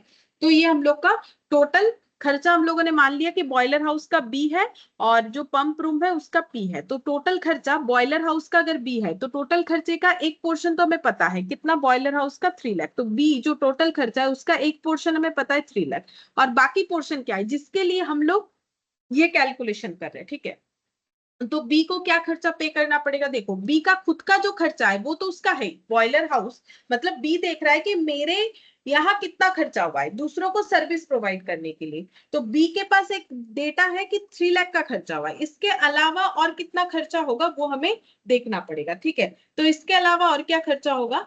तो ये कौन से खर्चे का बात हो रहा है पता है? ये जो खर्चा है यहाँ पर जो खर्चा हो रहा है ये वो खर्चे का बात हो रहा है जो खर्चा सर्विस डिपार्टमेंट को सर्विस प्रोवाइड करने के लिए हुआ है। मतलब ये 3 लाख का जो खर्चा है ये हम लोग ये मानते हैं कि ये 3 लाख का खर्चा प्रोडक्शन डिपार्टमेंट को सर्विस प्रोवाइड करने के लिए हुआ है, ठीक है। लेकिन ये तो सर्विस डिपार्टमेंट को भी सर्विस प्रोवाइड करता है, मतलब बॉयलर हाउस पंप रूम को भी तो सर्विस प्रोवाइड करता है, ठीक है। तो फिर बॉयलर हाउस का और भी खर्चा क्यों होगा? पंप रूम को सर्विस प्रोवाइड करने के लिए होगा, ठीक है। सेम तरीके से पंप रूम के लिए भी सेम कंसेप्ट एप्लीकेबल होगा कि पंप रूम बोलेगा कि मेरा जो भी खर्चा है वो प्रोडक्शन डिपार्टमेंट को तो खर्चा प्रोवाइड करने के लिए है ही है, ऊपर से बॉयलर हाउस को क्योंकि मैंने सर्विस प्रोवाइड किया तो उस वजह से भी मेरा खर्चा और बढ़ गया। तो यहाँ पर एडिशन जो दिख रहा है वो सर्विस डिपार्टमेंट को खर्चा प्रोवाइड करने के लिए जितना हो रहा है वो हमें ऐड करना है। तो यहाँ पर अगर हम पी लिखते हैं मतलब पंप हाउस के लिए, तो पी इक्वल टू कितना हो जाएगा टोटल खर्चे में 60,000 प्लस, ठीक है। अच्छा अब कितना प्लस होगा वो समझते हैं। तो यहाँ पर देखो बॉयलर हाउस जो है वो 3 लाख खर्चा अपना जोड़ेगा, प्लस उसमें और कितना खर्चा जोड़ेगा जो उसे पंप रूम बोलेगा कि आपके वजह से, मतलब पंप रूम बॉयलर हाउस को क्या बोलेगा कि मैंने कितना सर्विस तुमको प्रोवाइड किया उस पे जो खर्चा है वो हम आप पे एपोर्शन करेंगे, ठीक है। तो पंप रूम अपने खर्चे का कितना खर्चा बॉयलर में एपोर्शन करेगा जितना उसने उसको सर्विस प्रोवाइड किया, ठीक है। तो पंप रूम ने बॉयलर हाउस को कितना परसेंट सर्विस प्रोवाइड किया? पंप रूम ने बॉयलर हाउस को कितना परसेंट सर्विस प्रोवाइड किया वो ये टेबल में ही दिख रहा है, 50%, ठीक है। तो पंप रूम बोलेगा मेरा जो खर्चा हुआ है उसका 50% तो बॉयलर हाउस की वजह से हुआ है। पंप रूम क्या बोलेगा? मेरा जो खर्चा हुआ है उसका 50% तो बॉयलर हाउस की वजह से हुआ है, ठीक है। तो मेरा टोटल खर्चे का पंप रूम क्या बोलेगा कि मेरा टोटल खर्चे का 50% जो है वो बॉयलर हाउस को लेना पड़ेगा, ठीक है। तो यहां पर बॉयलर हाउस में क्या लिखेंगे? प्लस 50% ऑफ पी, ठीक है। ये चीज समझना जरूरी है। यहाँ पर हम लोग क्या बना रहे हैं? टोटल कॉस्ट बना रहे हैं कि दोनों सर्विस डिपार्टमेंट का क्या है। तो सर्विस डिपार्टमेंट का अपना अपना जो खर्चा ये लोग निकाल चुके हैं, मतलब जो क्वेश्चन में हमें गिवन है वो तो हमें लेना ही है, प्लस हमें वो खर्चा जोड़ना है जो दूसरे सर्विस डिपार्टमेंट को प्रोवाइड करने के लिए हुआ है, ठीक है। अब जो पंप हाउस है वो बोलेगा उसका खर्चा कितना है, वो बोलेगा देखो मेरा तो 60,000 का खर्चा है लेकिन मुझे बॉयलर हाउस कुछ खर्चा अपने मुझे ट्रांसफर करेगा, ठीक है। तो बॉयलर हाउस अपना कितना खर्चा जो है पंप रूम को ट्रांसफर करेगा, तो बॉयलर हाउस उतना ही खर्चा पंप रूम को ट्रांसफर करेगा जितना जितना परसेंट उसने सर्विस पंप रूम को प्रोवाइड किया है। तो बॉयलर हाउस ने कितना परसेंट सर्विस प्रोवाइड किया है पंप रूम को? 5%। तो 5% ऑफ बी, ठीक है। तो बॉयलर हाउस अपने पूरे खर्चे का 5% जो है पंप रूम को दे देगा, ठीक है। तो यहाँ पर जो खर्चा गिवन है वो तो है, प्लस यहाँ पर हमें वो खर्चा एड ऑन करना पड़ता है जो हम लोग दूसरे सर्विस डिपार्टमेंट को देने के वजह से हमारे ऊपर इंकर्ड हो रहा है, ठीक है। तो तो बॉयलर हाउस का खर्चा कहाँ से आएगा, यहाँ से ट्रांसफर होगा, ठीक है। और बॉयलर ये जो पंप रूम से ट्रांसफर होगा, और यहाँ पर पंप रूम में खर्चा जो आएगा वो कहाँ से आएगा, बॉयलर हाउस से। पंप रूम बोलेगा मेरा खुद का खर्चा तो इतना है, ठीक है, और बॉयलर हाउस से मुझे कितना खर्चा लेना पड़ेगा, इतना, क्योंकि मैंने उससे 5% सर्विस लिया। और बॉयलर हाउस बोलेगा मुझे 50% खर्चा लेना पड़ेगा पावर क्या है, पंप रूम का, क्यों, क्योंकि मैंने उससे 50% सर्विस लिया। तो पंप रूम अपने पूरे खर्चे का 50% मुझे देगा, ऐसा बॉयलर हाउस बोलेगा, ठीक है। और पंप रूम बोलेगा मुझे बॉयलर हाउस के पूरे खर्चे का 5% लेना पड़ेगा। तो ये पूरा का पूरा कंसेप्ट ये टेबल रीड करने पे है, ये टेबल रीड करना पड़ेगा। टेबल को जैसे हम सिखा रहे वैसे लर्न करना पड़ेगा, रीड करना पड़ेगा कि कितना कितना परसेंट है, तब जाके हम लोग सही सही कैलकुलेशन कर सकते हैं, ठीक है। अब ये हम लोग इसको आगे ऐसे लिख सकते हैं, मतलब इसका जो इक्वेशन बनेगा इसको हम ऐसे लिख सकते हैं, ये बन जाएगा B equal to 3 lakh plus 50% of P मतलब 0.50 P, और P मतलब हो जाएगा 60,000, और 5% मतलब 5/100 है, मतलब 0.05 B हो जाएगा, ठीक है। तो ये हो गया 1 और ये हो गया इक्वेशन 2। अब हमें ये दो इक्वेशन को सॉल्व करना है, ठीक है। अच्छा, कैसे सॉल्व करेंगे, तो हम यहाँ पर सब्स्टिट्यूट मेथड यूज कर रहे हैं, इससे जल्दी होगा, ठीक है। बाकी कोई भी मेथड यूज किया जा सकता है। तो सब्स्टिट्यूट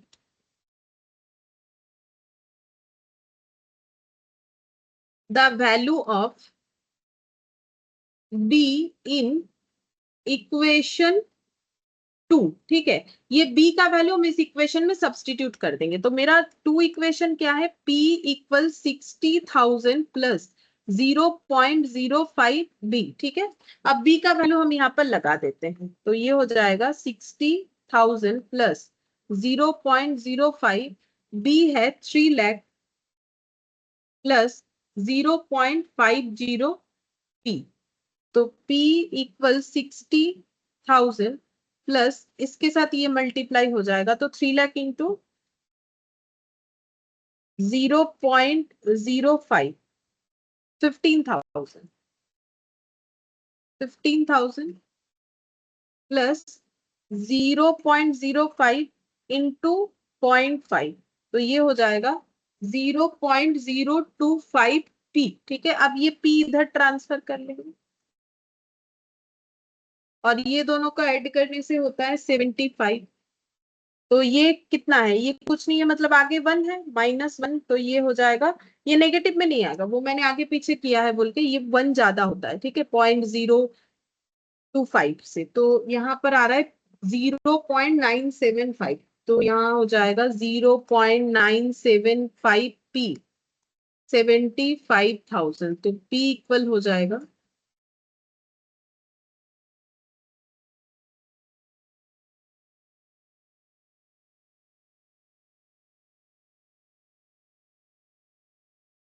अच्छा, ये पॉइंट में आ रहा है, ठीक है, पॉइंट में ही आएगा, 76,923.0 जो है उसको मैं अवॉइड कर रहे हैं, मैंने पूरा जो है पॉइंट के आगे का जितना भी डेटा है वो ले लिया, ठीक है।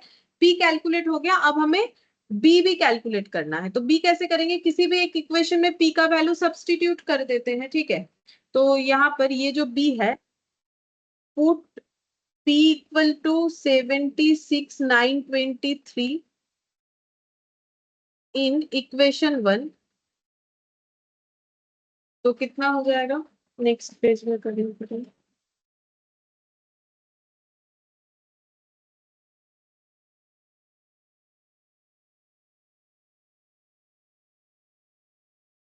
बी इक्वल इक्वेशन है 3 लाख प्लस 0.50 P,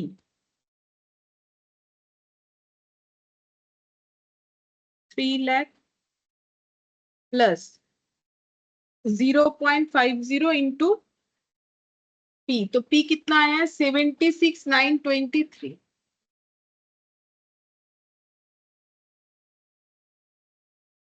तो B इक्वल कितना हो जाएगा, 76,923 इंटू 0.5 प्लस 3 लाख,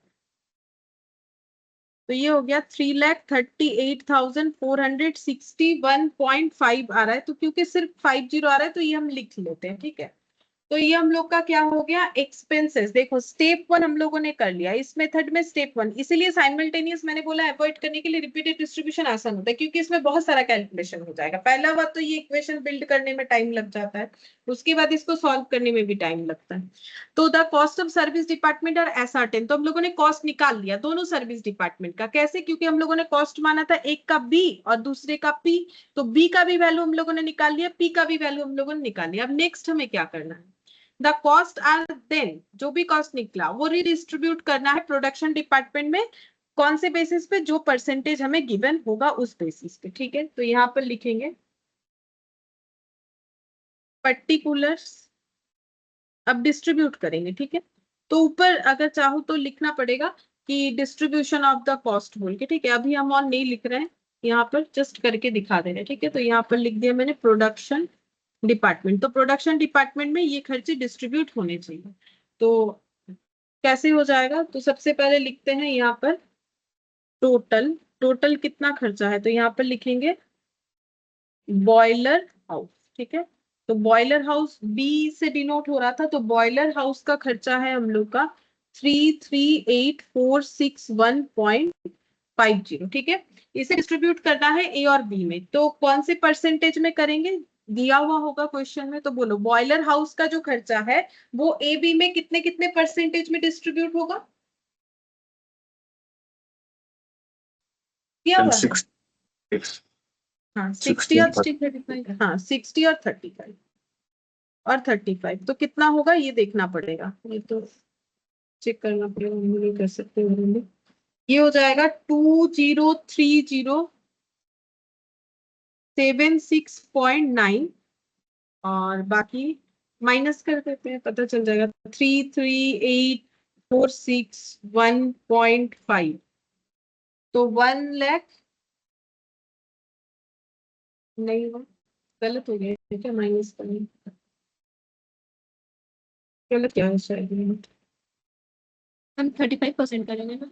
हाँ 35%, तो कितना हो रहा है, हाँ ये ठीक है, 1,18,461.5 है। तो बात ये है कि अगर मुझे 0.50 ही रखना है तो मुझे यहाँ कितना लिखना चाहिए ताकि 0.50 रह जाए, उतना लिखेंगे। कितना लिखें, यहाँ 5 देने से तो 14 होगा मेरे हिसाब से। यहाँ 5 to 5 है, यहाँ 6 करना पड़ेगा क्या, 6 करने से शायद ऐड करने से इतना आएगा, हम देखते हैं कितना होता है। 203076.9 प्लस 118,461.6, हाँ सही आया।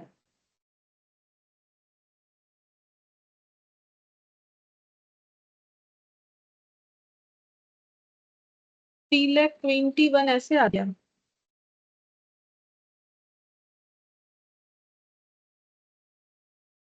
2030,7, एक काम करते हैं ना, ये 76.9 है, इसको हटा के 7 कर देते हैं, झमेला ही खत्म। ये 7 कर देते हैं और इसको 2 कर देते हैं, नहीं तो इतना मैच करने में टाइम जाएगा। इसको 2 कर देते, 118,462 अप्रोक्सीमेशन कर दिया तुमने, ठीक है। अच्छा अब ये नेक्स्ट वाला देखते हैं, यहाँ पर पंप हाउस, नहीं पंप रूम ऐसा कुछ नाम था। पंप रूम का खर्चा था ये वाला 76923, ठीक है। इसे डिस्ट्रीब्यूट करना पड़ेगा बाकी दोनों में, कितने कितने परसेंटेज से होगा,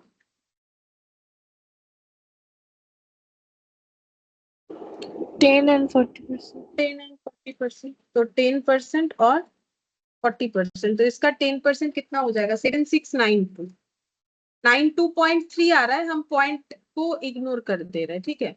और 30% कितना आएगा, 76,923 इंटू 30%, 2 230 नहीं आएगा ना, मेरा फिर से गलत हो गया।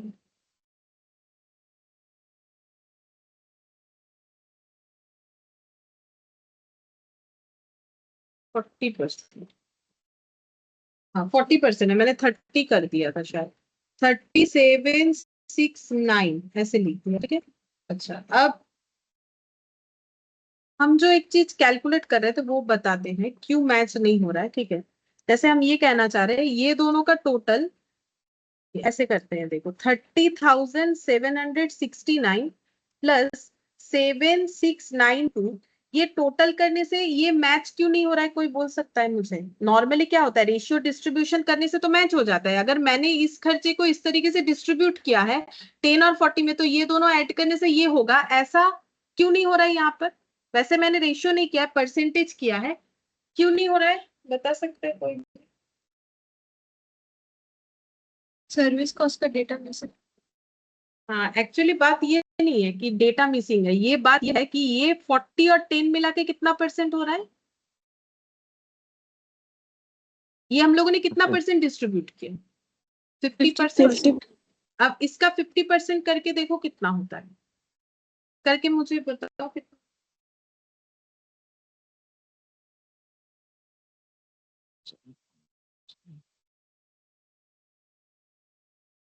कितना होगा शायद जो यहाँ दिख रहा है कैलकुलेटर में, अप्रोक्सीमेटली हो सकता है, इतना आ रहा है या नहीं है? यस मैम, आ रहा है ना? तो देखिए, वही हम बता रहे हैं कि मैथ क्या है, इसमें मैथ्स क्या हुआ कि हमारा ये दोनों ऐड करने से ये कभी नहीं आ सकता है। कब आता है? जब 100% का डिस्ट्रीब्यूशन होता है।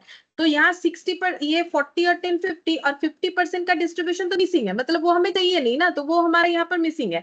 तो अगर हम किसी डेटा का सिर्फ 50% डिस्ट्रीब्यूट करते हैं, किसी डेटा का अगर हम सिर्फ 50% डिस्ट्रीब्यूट करते हैं, तो डिस्ट्रीब्यूशन अमाउंट को ऐड करने से भी तो वो 50% का ही वैल्यू दिखाएगा। इसी वजह से मैंने जब ये टोटल में से इसको माइनस करके निकालना चाहा तो मेरा अलग आंसर आ गया, लेकिन जब मैंने 35% किया तो मेरा सही आंसर है। मतलब आंसर से मैंने बोला कि मेरा गलत आ रहा है, फिर मैंने बोला 35% लगाओ, ये हो जाएगा।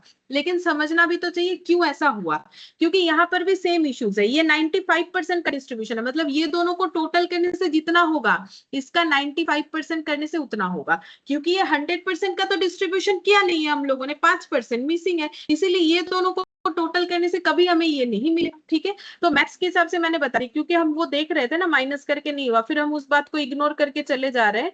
मतलब मैंने अभी सोचा कि क्यों नहीं हो रहा है, तो फिर देखो इसीलिए नहीं हो रहा है, तो मैंने ये चीज क्लियर कर दिया कि क्यों नहीं हो रहा है, नहीं होगा, ठीक है।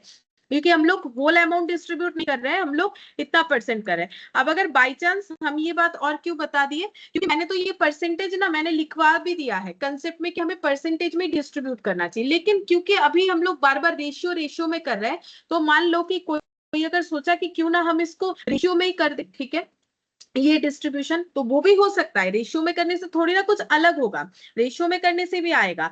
लेकिन अगर 60 और 35 का रेशियो करने से नहीं आएगा, देखो कैसे नहीं आएगा। अगर 60 और 35 का हम लोग डिस्ट्रीब्यूशन करेंगे, क्यों नहीं होगा हम बता रहे हैं इसका कंसेप्ट। क्योंकि अगर हम लोग 60:35 करेंगे और इस डेटा को डिस्ट्रीब्यूट करेंगे, तो करके देखो ये वैल्यू नहीं आएगा। हम दिखा देते हैं, जैसे कि मेरा वैल्यू कितना है, 338461.5 है, डिवाइडेड बाय 30 और 60 कितना होता है 95। ये जितना भी आया इनटू अगर हम लोग 60 करेंगे तो ये इतना आ जाता है, ठीक है। मैच नहीं हुआ, मैच होगा भी नहीं। क्यों नहीं होगा? क्योंकि ये 100% का वैल्यू है, और 100% या फिर 1 बोल सकते हैं, मतलब रेशियो के हिसाब से 1 बोल सकते हैं या 100% बोल सकते हैं, अगर परसेंटेज के हिसाब से जाते हैं तो परसेंटेज का कंसेप्ट बता दिया।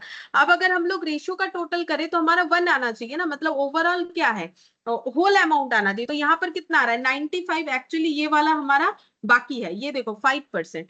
तो अगर हम इसको 5% लगाएंगे, अब टोटल करके देखते हैं अब होगा कैसे होगा। अगर हम लोग रेशियो लगाते हैं तो 3384 61.5 डिवाइडेड बाय कितना हो जाएगा 100, ठीक है, रेशियो के हिसाब से डिवाइडेड बाय 100 इंटू हो जाएगा 60, तो ये हो जाएगा, ये मैच हो गया। अब ऐसा क्यों कि यहाँ पर 3 चीज लगाना पड़ेगा, यहाँ सिर्फ एक ही परसेंटेज लगाने से होगा, क्योंकि सिंपल मैथ्स का कंसेप्ट क्या हुआ कि ये तीनों चीजों का टोटल, ठीक है, ये तीनों परसेंटेज का टोटल मेरा कितना आ रहा है, ये आ जा रहा है मेरा 100, ठीक है। बात ये नहीं कि ये 100 आ रहा है, एक्चुअली ये तो मेरा 3 चीजों का टोटल का वैल्यू है, ठीक है, ये मेरा टोटल वैल्यू है, टोटल वैल्यू बॉयलर हाउस का। तो बॉयलर हाउस में तो ए बी के साथ साथ पंप रूम को भी सर्विस प्रोवाइड किया था ना, तो ये मेरा 100 का वैल्यू। तो हम ये बोलेंगे कि जब हम यूनिट मतलब जब हम लोग इसको रेशियो में बना रहे हैं तो हम लोग इसको ऐसे लिख रहे हैं, ठीक है, इंटू 60 डिवाइडेड बाय हम लोग को क्या करना चाहिए 100, क्योंकि ये 100 के साथ इक्विवेलेंट है, ना कि ये 95 के साथ इक्विवेलेंट है। तो अगर कोई रेशियो यूज कर रहा है देन तीनों रेशियो लिख के करना पड़ेगा, तब जाके सही अमाउंट आएगा, अदरवाइज सीधा सीधा परसेंटेज कर लेंगे तो हो जाएगा। तो इसीलिए मैंने लिखवाया है कि परसेंटेज ही हमें करना चाहिए ताकि गलत ना हो। बाकी रेशियो से भी कर सकते हैं, लेकिन जब रेशियो करेंगे तो ये ध्यान रखना है कि मुझे दूसरा वाला भी मतलब लास्ट वाला भी लेना पड़ेगा। तो अब इतना चीज अगर याद ना रहे बाई चांस, तो इससे बेटर है मैंने लिख दिया कि साइमल्टेनियस इक्वेशन मेथड में जब हम लोग सर्विस का रीडिस्ट्रीब्यूशन करेंगे तो हम लोग क्या करेंगे, हम लोग उसमें परसेंटेज का यूज करेंगे, ताकि हमें ये दिमाग लगाना ना पड़े कि ये तो मेरा वैल्यू जो है ये सभी डेटा का वैल्यू है, तो अगर हम यहाँ रेशियो सिर्फ 2 का लेंगे तो मैच कैसे होगा, मैच नहीं होगा ना, मिसमैच हो जाएगा, ठीक है। जैसे तीनों फ्रेंड के पास मिला के 100 रुपए है और रेशियो अगर मान लेते 150 रुपए और सभी के पास 50 50 और 50 है, मतलब 1:1:1 है, ठीक है। तो अगर मुझे ये 150 का डिस्ट्रीब्यूशन करना है 1:1:1 में, तो हम 150 डिवाइडेड बाई 3:1 ही ना करेंगे। अगर हम इसको 150 डिवाइडेड बाई 2:1 करेंगे तो मेरा तो कंसेप्ट गलत होगा, बिकॉज 150 जो है वो 3 डेटा का वैल्यू बता रहा है हमें, ठीक है। तो इसीलिए तो मैंने इसीलिए लिखा है कि हम लोगों को परसेंटेज यूज करना चाहिए, इसमें जो है गलत होने का चांसेस कम होगा। बाकी रेशियो भी यूज कर सकते हैं, लेकिन उसमें ये चीज को भी हमें कंसिडर करना पड़ेगा, बिकॉज ये टोटल अमाउंट को बोल रहा है। अब इसका अगर मुझे 60% निकालना है निकाल ही सकते हैं, उसमें मुझे कुछ कंसिडर करने का जरूरत नहीं है। लेकिन अगर हम इसको रेशियो में देंगे तो दिस अमाउंट इज इक्विवेलेंट, ये टोटल अमाउंट है, तो टोटल रेशियो कितना है ये तीनों का एडिशन करेंगे तब आएगा, ठीक है। तो ये हो गया मैथ्स का कंसेप्ट। तो मैंने पहले ही बोला था ये साइमल्टेनियस इक्वेशन मेथड में थोड़ा मैथ्स ज्यादा दिखेगा हमें, ठीक है। अगर क्वेश्चन में बोल दे करने के लिए तभी करना चाहिए, अदरवाइज नहीं करना ही बेटर है, ठीक है। फिर अब हम लोग इसका टोटल करेंगे, total of expenses apportion to A and B. तो ए एंड बी में कितना खर्चा एपोर्शन हो जाएगा, तो ये दोनों का टोटल करने से ही पता चलेगा, ठीक है। तो ए का 203077 और 7692, तो 210769 इतना खर्चा ए को लेना पड़ेगा।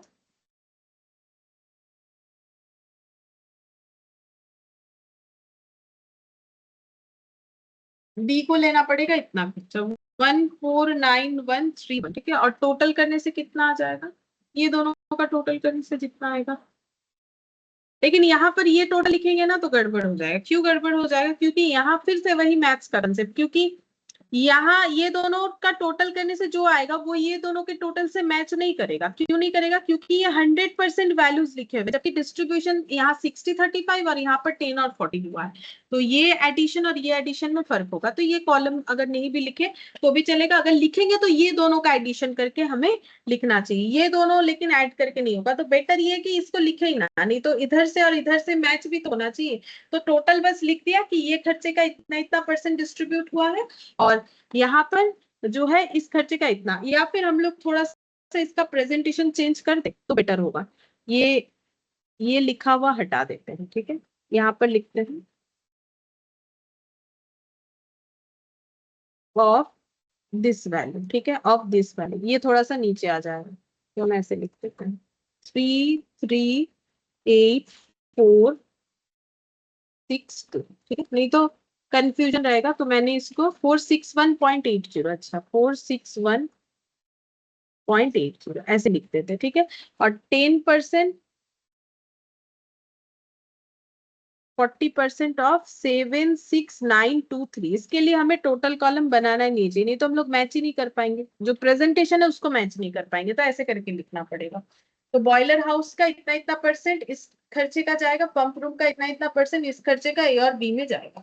तो ये हम लोग का हो गया रीडिस्ट्रीब्यूशन कंप्लीट। ठीक है, ये जो दो स्टेप था, दोनों स्टेप हम लोगों ने कंप्लीट किया। तो साइमल्टेनियस इक्वेशन मेथड जो है उसमें क्या करना पड़ेगा, हम फिर से बता देते हैं। पहले हमें दो सर्विस डिपार्टमेंट के टोटल खर्चे को कुछ एक एज्यूम्शन लेना पड़ेगा, एक्स वाई ले ले, ए बी ले ले, जो भी ले ले। ठीक है, फिर खर्चा जो दिया हुआ रहेगा रहेगा, प्लस हमें ऐड करना है वो खर्चा जो दूसरा सर्विस डिपार्टमेंट हमें बोल रहा है कि आपके वजह से इतना खर्चा हुआ है। मतलब जैसे बी को पी ने अपने खर्चे का 50% लेने के लिए बोला और बी ने पी को अपने खर्चे का 5% लेने के लिए बोला। इसके बाद एक इक्वेशन बनेगा जिसको हमें मैथमेटिकल कंसेप्ट में सॉल्व करके टोटल वैल्यूज को फाइंड आउट करना है कि total expenses for the service department कितना हो रहा है। फिर उस खर्चे को परसेंटेज में प्रोडक्शन डिपार्टमेंट में डिस्ट्रीब्यूट कर देना। बस इतना सा करना है, बट थोड़ा टाइम टेकिंग है क्योंकि कैलकुलेटिव है पॉइंट। अच्छा, अब इसके बाद हम लोग नेक्स्ट कौन सा मेथड देखते हैं, ये वाला क्वेश्चन में। ये वाले क्वेश्चन में बोला क्या है, prepare statement showing distribution of overhead to various department. तो पहले हमें बोला है अलग अलग डिपार्टमेंट में डिस्ट्रीब्यूशन करके दिखाओ। मतलब इस क्वेश्चन में प्राइमरी डिस्ट्रीब्यूशन नहीं किया गया होगा, इसीलिए हमें ये करने बोला है। फिर बोला है statement showing redistribution of service department expenses to production department using trial and error method. ठीक है, तो हमें कौन सा मेथड इस क्वेश्चन से सीखने के लिए मिलेगा, ट्रायल एंड एरर मेथड। मतलब इसी में जो तीन मेथड था उसका लास्ट वाला मेथड। ठीक है, ये वाला ट्रायल एंड एरर। तो ये वाला इसका क्वेश्चन अभी तक नहीं आया, देखते हैं आज आएगा तो करेंगे, नहीं आएगा तो नेक्स्ट दिन करेंगे।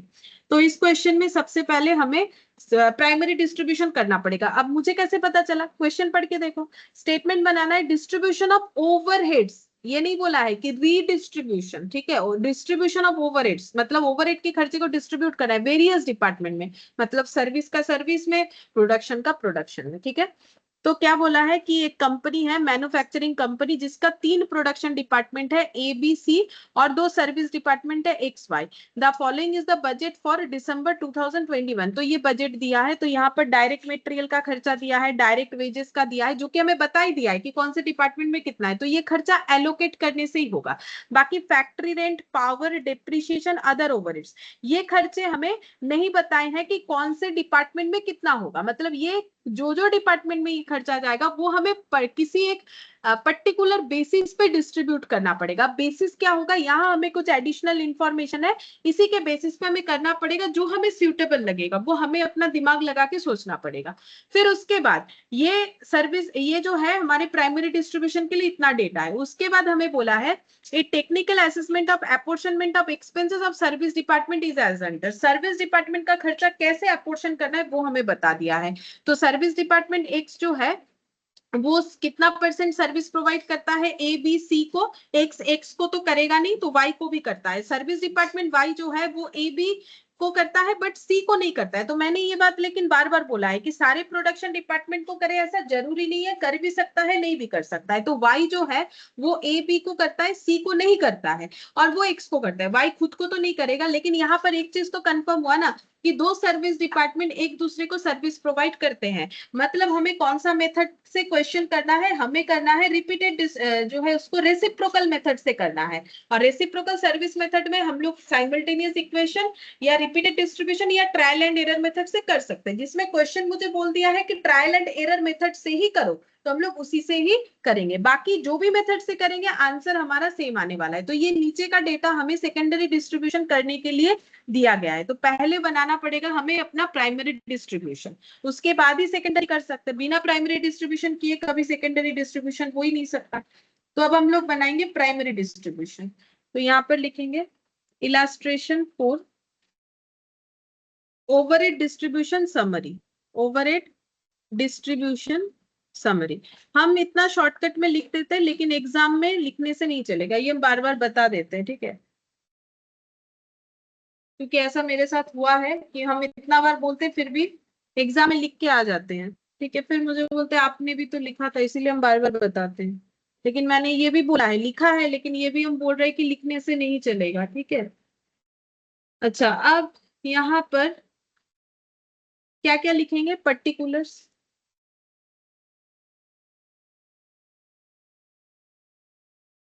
मतलब खर्चे का नाम, या फिर एक्सपेंसेस लिख सकते हैं, कॉस्ट लिख सकते हैं, आइटम्स लिख सकते हैं। बेसिस, कौन से बेसिस पे डिस्ट्रीब्यूट करेंगे, ठीक है। उसके बाद टोटल अमाउंट जो डिस्ट्रीब्यूट करना पड़ेगा, और सभी डिपार्टमेंट का नाम ABCXY, ABC,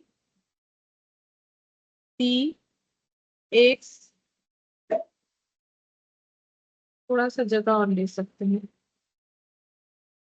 BCXY,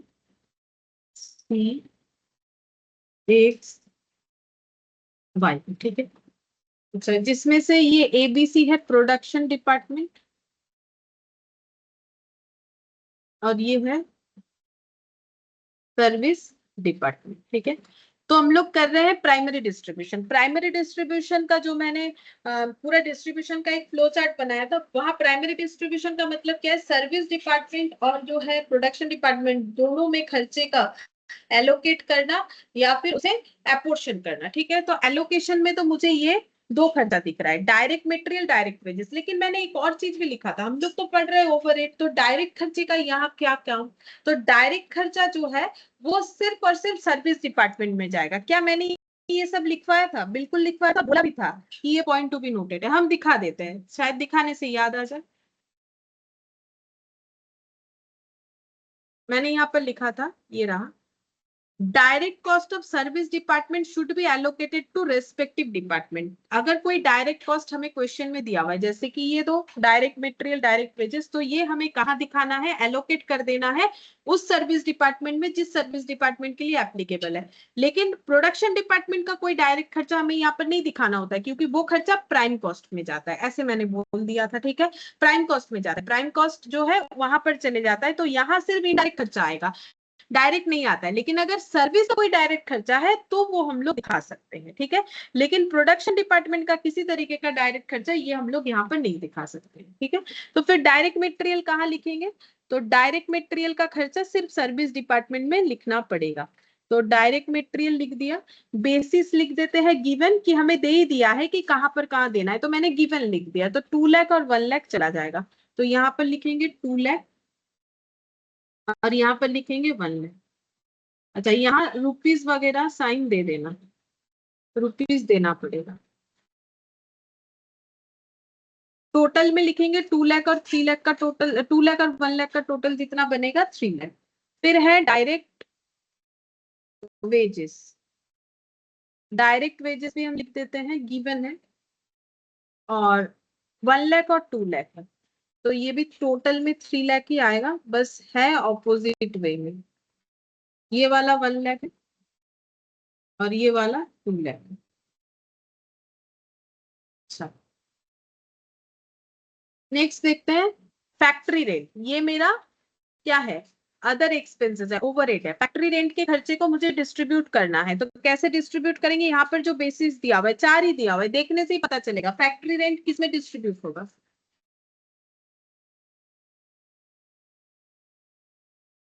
area. Fact, हाँ, एरिया में होता है। फैक्ट्री रेंट, रेंट कभी भी लेते हैं तो वो स्क्वायर फीट के ऊपर डिपेंड करता है। तो टोटल खर्चा है 4 लाख, तो हम टोटल में लिख देंगे 4 लाख।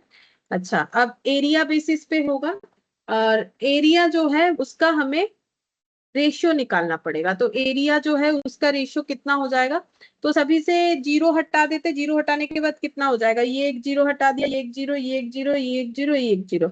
अब अगर 5 से कैंसिल आउट करेंगे तो 10, 5, 10, 5, 10, और भी कैंसिल आउट हो जाएगा 5 से।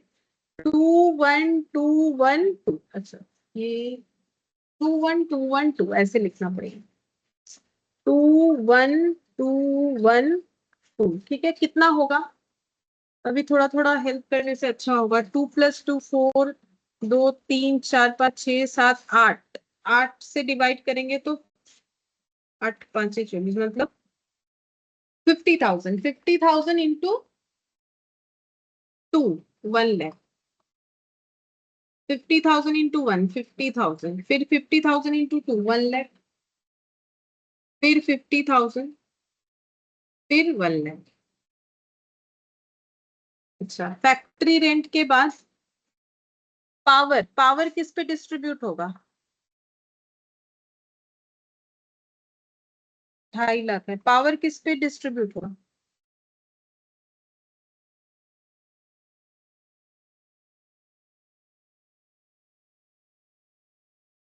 Horse power. मशीन आवर्स दिया हुआ है, लेकिन यहाँ हॉर्स पावर ऑफ मशीन्स भी दिया, मशीन आवर्स भी दिया हुआ है। हॉर्स पावर ऑफ मशीन और मशीन आवर दोनों दिया है, तो इसको हम लोग कैसे निकालेंगे पता है? यहाँ पर देखो, यहाँ पर हमें दोनों डेटा का अवेलेबिलिटी लेना पड़ेगा। जैसे कि हमें बता दिया है कि मशीन इतना घंटा इतना घंटा इतना घंटा इतना घंटा इतना घंटा चलता है। हॉर्स पावर ऑफ मशीन मतलब मशीन एक बार चलने से कितना हॉर्स पावर कंज्यूम होता है, इतना। तो अगर इतना घंटा चलेगा तो कितना होगा, मतलब यहाँ पर हम लोग सिर्फ इसके बेसिस पे निकालेंगे तो नहीं होगा। क्यों नहीं होगा? क्योंकि ये इंफॉर्मेशन गिवन है। मतलब हॉर्स पावर ऑफ मशीन का मतलब मशीन कितना पावर कंज्यूम करता है एक बार में। तो ये 50, 40, 20, 15 और 25, लेकिन यहाँ पर ये बता दिया है कि कौन से डिपार्टमेंट में कितना घंटा मशीन चल रहा है, तो फिर हमें उस बेसिस पे खर्चे को डिस्ट्रीब्यूट करना पड़ेगा। तो यहाँ पर ये इंपॉर्टेंट पॉइंट है, मतलब ये बोल सकते हैं स्पेशल पॉइंट आ गया कि सिर्फ हम लोग ना तो मशीन आवर से कर सकते हैं, ना तो सिर्फ हॉर्स पावर ऑफ मशीन से कर सकते हैं, हमें दोनों को मल्टीप्लाई करना है। तो पहले वाले डिपार्टमेंट का पावर कंज्यूम कितना है? डिपार्टमेंट ए का अगर 50 हॉर्स पावर लगता है मशीन को चलने में और 1000 घंटा मशीन चलता है, तो पावर कंजम्पशन कितना हो गया?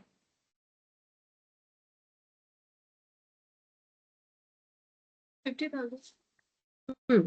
ये मल्टीप्लाई, ये मल्टीप्लाई, ये मल्टीप्लाई, ये सब मल्टीप्लाई हो जाएगा। मल्टीप्लाई होके जितना आएगा उसका हमें रेशियो करना पड़ेगा, तो उसका हम वर्किंग नोट करके दिखा देंगे। तो एक बार यहाँ निकाल लेते, एक बार हम लास्ट में वर्किंग नोट करके दिखा देंगे। तो ये हो जाएगा 50,000, ठीक है। मुझे रेशियो निकालना है, तो 50,000 और उसके बाद वाला कितना होगा? 80,000। उसके बाद फिर से 80,000, फिर 15,000, फिर 25,000, ठीक है। तो अब अगर हम लोग इसको डिवाइड करते हैं तो कितने कितने से होगा? 5,000 से करके देखो। 5,000 से करते हैं तो ये कितना हो जाएगा? 5, 3, 16, 16, 10। तो 10, 16, 16, 35, ठीक है। अभी लिख लेते हैं, हम ये वर्किंग नोट दिखा देंगे। तो यहाँ पर हो जाएगा पावर का पावर कंज्यूम, पावर कंज्यूम,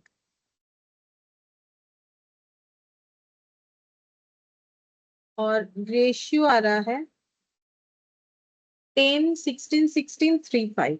10, 16, 16, 35 इसका बनना चाहिए एक वर्किंग नोट, हम बना देंगे, ठीक है। अच्छा, अब ये देखते हैं कितना होगा। तो 16, 16, 32, 32 और 3 हो जाता है 35, 35 और 5 हो जाता है 40, 40 और 10 हो गया 50। तो 2,50,000 डिवाइडेड बाई 50 कितना हो जाएगा? 50,000 आई थिंक। तो 50,000 इंटू, नहीं 5,000 होगा ना, 2,50,000/50। हाँ, 5,000 इंटू 10 कितना हो जाएगा? 50,000। 5,000 इंटू 16, 80,000। 5,000 इंटू 16, 80,000। 5,000 इंटू 3, 15,000। 5,000 इंटू 5, 25,000, ठीक है। अच्छा, फिर इसके बाद नेक्स्ट जो है डेप्रिसिएशन। तो डेप्रिसिएशन कैसे डिस्ट्रीब्यूट होगा? Capital value of asset. हाँ, कैपिटल वैल्यू ऑफ एसेट। ये तो लास्ट दिन भी आया था हमारा ये पॉइंट। डिप्रिसिएशन हो जाएगा कैपिटल वैल्यू ऑफ एसेट, और रेशियो कितना आ रहा है इस पे हम लोग का? 20, 40। ये 10 से कैंसिल आउट करेंगे तो 1, 1, 2, 2, 1, नहीं 1, 1, 2, 4, 2। हाँ, तो 1, 1, 2, 4, 2 ऐसे आया। 2, 4, 2। मैंने उल्टा कैलकुलेट किया ना, तो मैंने वैसे ही लिखा ताकि गलत ना हो मेरे से।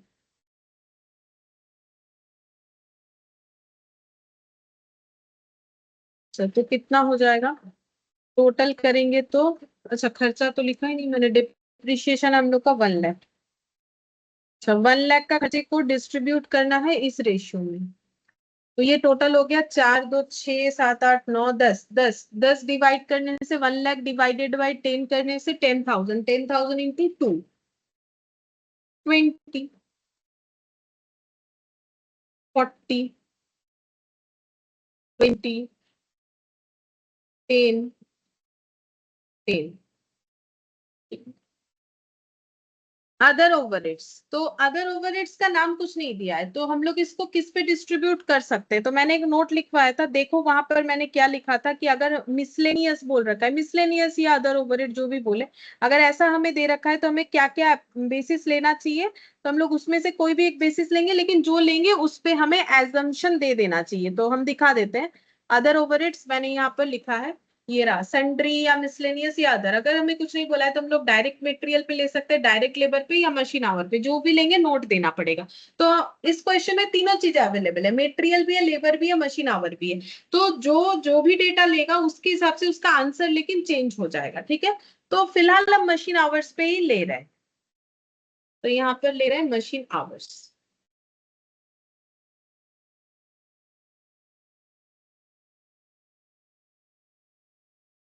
अच्छा तो मशीन आवर्स ले रहे हैं, तो मशीन आवर्स का हम लोग का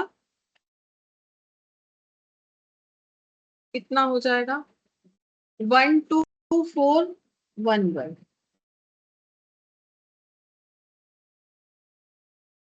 12411, ठीक है। इसका भी वर्किंग नोट लिखे कि ये एजम्पशन मैंने मशीन आवर्स पे लिया है, कोई अगर कुछ और लेता है तो भी ठीक है, लेकिन वो तीनों में से कोई एक लेना है, लेकिन आंसर चेंज हो जाएगा। क्योंकि आंसर इसीलिए चेंज होगा क्योंकि खर्चा तो 9 लाख ही है, लेकिन उसका डिस्ट्रीब्यूशन जब अलग रेशियो में होगा, कुछ अलग अगर हम लोग लेते हैं तो हमारा आंसर उस बेसिस पे चेंज हो जाता है, ठीक है। तो 9 लाख का खर्चा ये डिस्ट्रीब्यूट करना है, 2 + 1 3 4 4 8 और एक 9 हो गया, तो 9 1 लाख। तो ये हो जाएगा पहला वाला 1 लाख 2 लाख 4 लाख ऐसे करके आएगा। तो 1 लाख 2 लाख 4 लाख फिर से 1 लाख और 1। अब ये सब हम लोग ऐड करेंगे तो हमें मिल जाएगा टोटल ऑफ प्राइमरी डिस्ट्रीब्यूशन।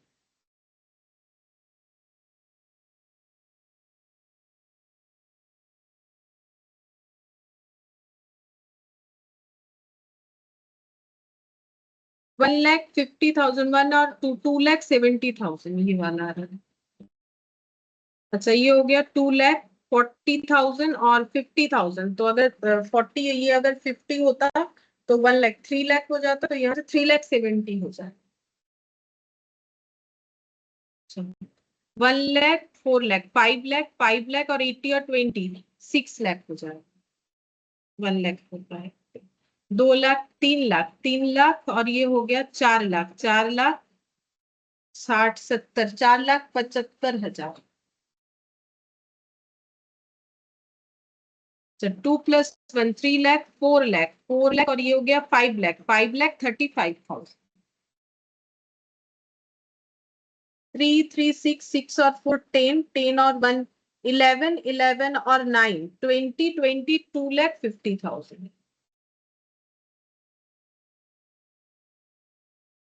22,50,000, ठीक है। तो प्राइमरी डिस्ट्रीब्यूशन हम लोग का हो गया। अब ये वर्किंग नोट जो है वो बनाना पड़ेगा, ठीक है। तो रीडिस्ट्रीब्यूशन करके दिखा देते, उसके बाद वर्किंग नोट बनाएंगे अगर टाइम होगा तो, नहीं तो खुद भी बना सकते हैं आप लोग। यहाँ पर बोला है कि हमें रीडिस्ट्रीब्यूशन करके दिखाना है ट्रायल एंड एरर मेथड से, तो वो हम दिखा देते हैं।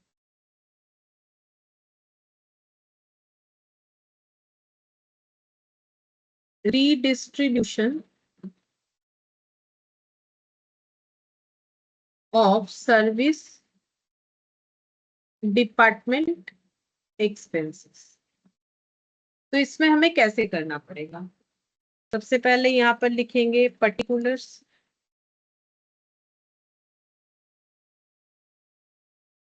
यहाँ लिख दिया x और यहाँ पर लिखेंगे y।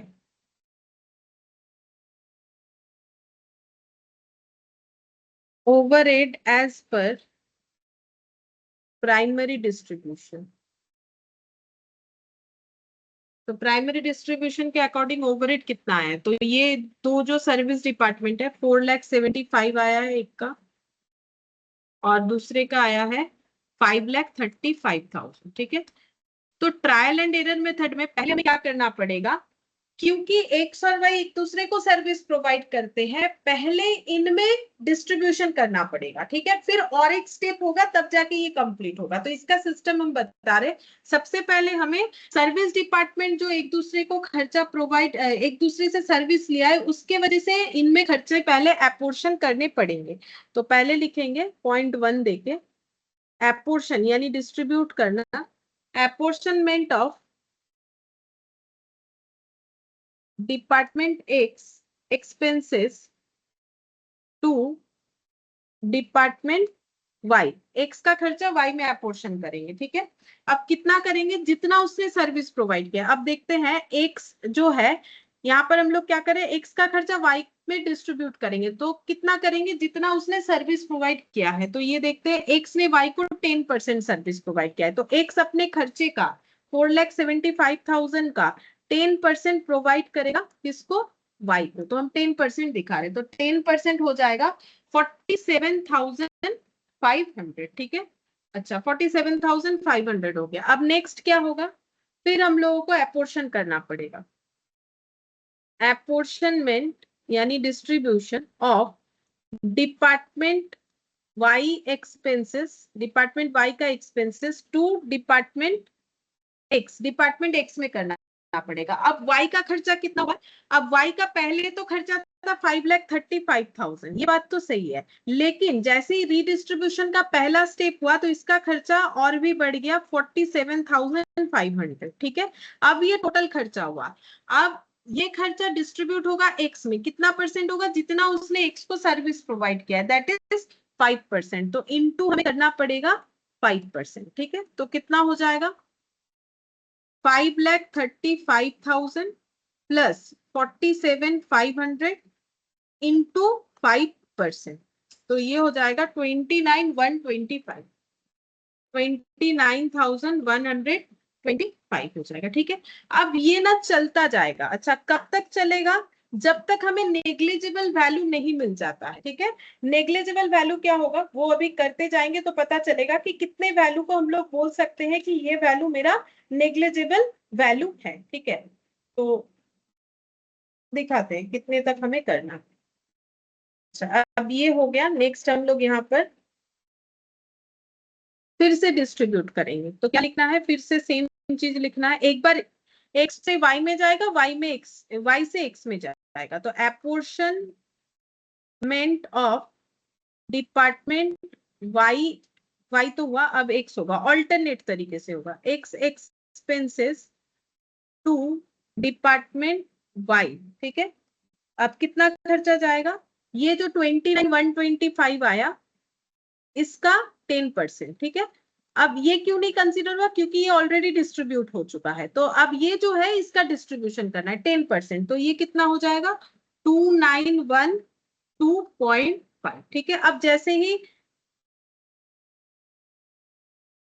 डिपार्टमेंट एक्स का हुआ, अब डिपार्टमेंट वाई का होगा। अब कब तक चलेगा, हम बोल रहे हैं जब तक नेग्लिजिबल वैल्यू नहीं आ जाता, अभी तक नेग्लिजिबल वैल्यू नहीं आया है। ठीक है, तो apportionment of department Y expenses to department X, तो कितना खर्चा है 2,912.5, इसके ऊपर करना है 5%। तो चेक करते कितना होगा,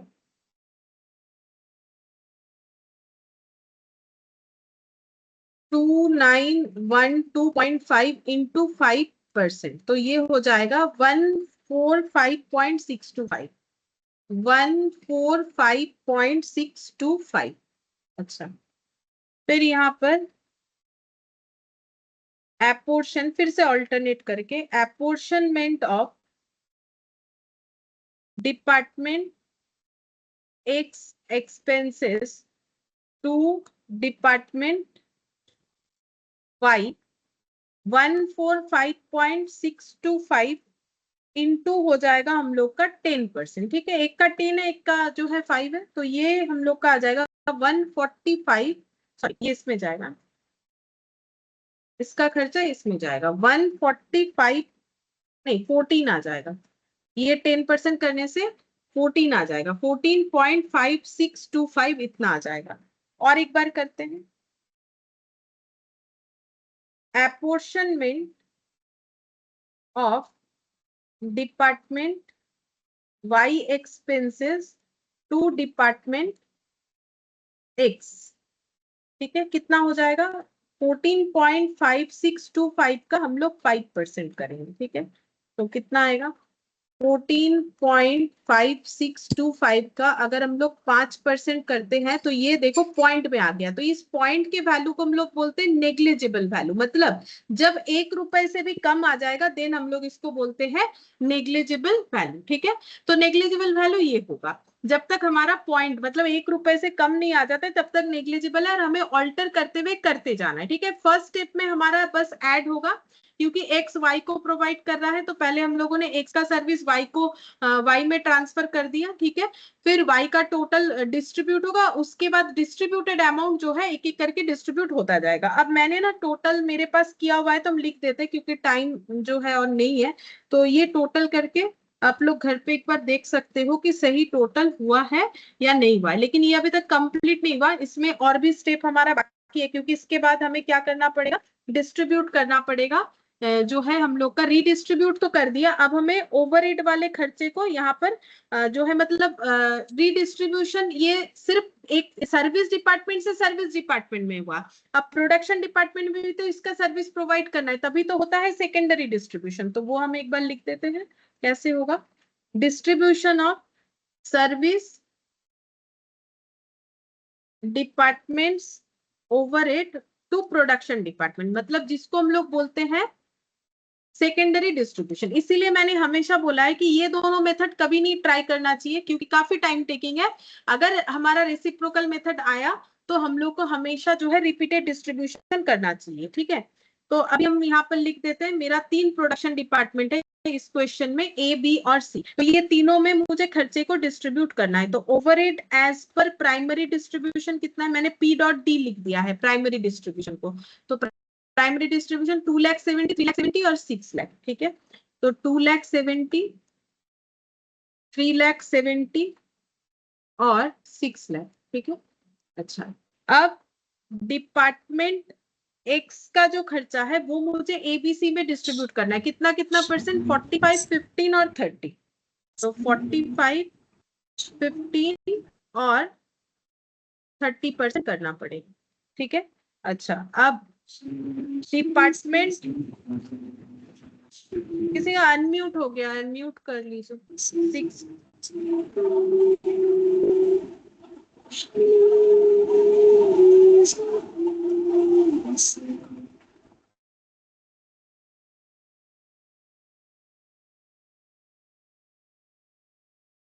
60% और 35%। ठीक है, 60% और 35%, यहाँ पर हम दिखाते हैं 60% और 35% ये डिस्ट्रीब्यूट होगा। ठीक है, सी में तो है नहीं, तो कौन सा खर्चा डिस्ट्रीब्यूट होगा? जो खर्चा ये वाला है 50,400 271, ये जो है एक्स डिपार्टमेंट का है, ये डिस्ट्रीब्यूट होगा ये तीनों में। ठीक है, तो हम करके दिखाते कितना होगा। तो 54,271 इंटू 45%, तो ये हो जाएगा 192 है, तो हम इसको 22 कर लेते हैं। फिर से ये वाला हो जाएगा 50,4271 इंटू 15%, तो ये हो जाएगा 75640। 0.6 है तो हम इसको 1 कर लेंगे। ठीक है, और 50,4271 इंटू 30%, 151281, ये हो गया। और ये वाला डिस्ट्रीब्यूशन करेंगे जिसमें सी में तो होगा नहीं, 585427 इंटू 60%, 351,256 और 35% करना पड़ेगा, डिवाइडेड बाय 60% कर देते हैं, इंटू कर लेंगे 35%। तो ये हम लोग का आ जाएगा 204899। ठीक है, अब करेंगे हम लोग टोटल। टोटल करने से कितना आएगा लिख देते हैं हम, ठीक है।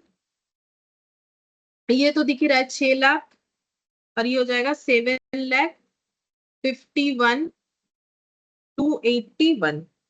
ये वाला हो जाएगा 6,50,540। एक बार चेक कर लेना है, ठीक है। ये चेक नहीं भी करेंगे चलेगा, ये मैंने कर लिया है, बस ये देखना है। 2,70,000 और 4,96,000 समथिंग आ रहा है, तो ये हो जाएगा 4,00,000।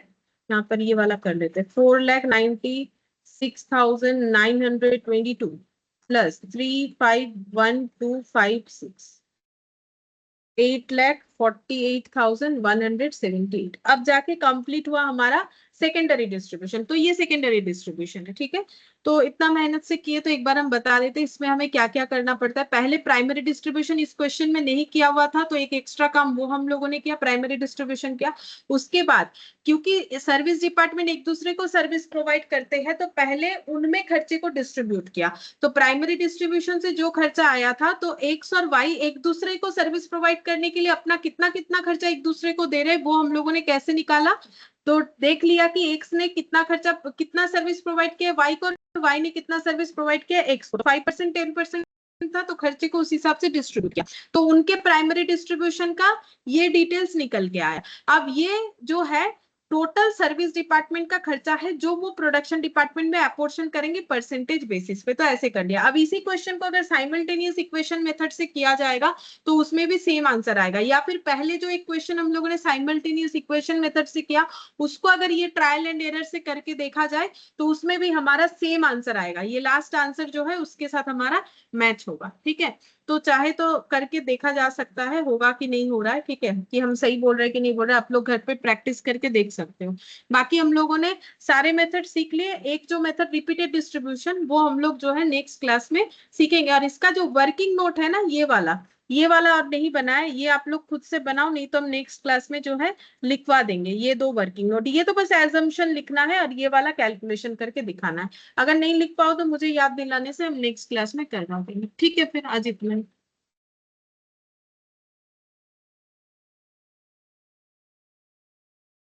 Thank you ma'am.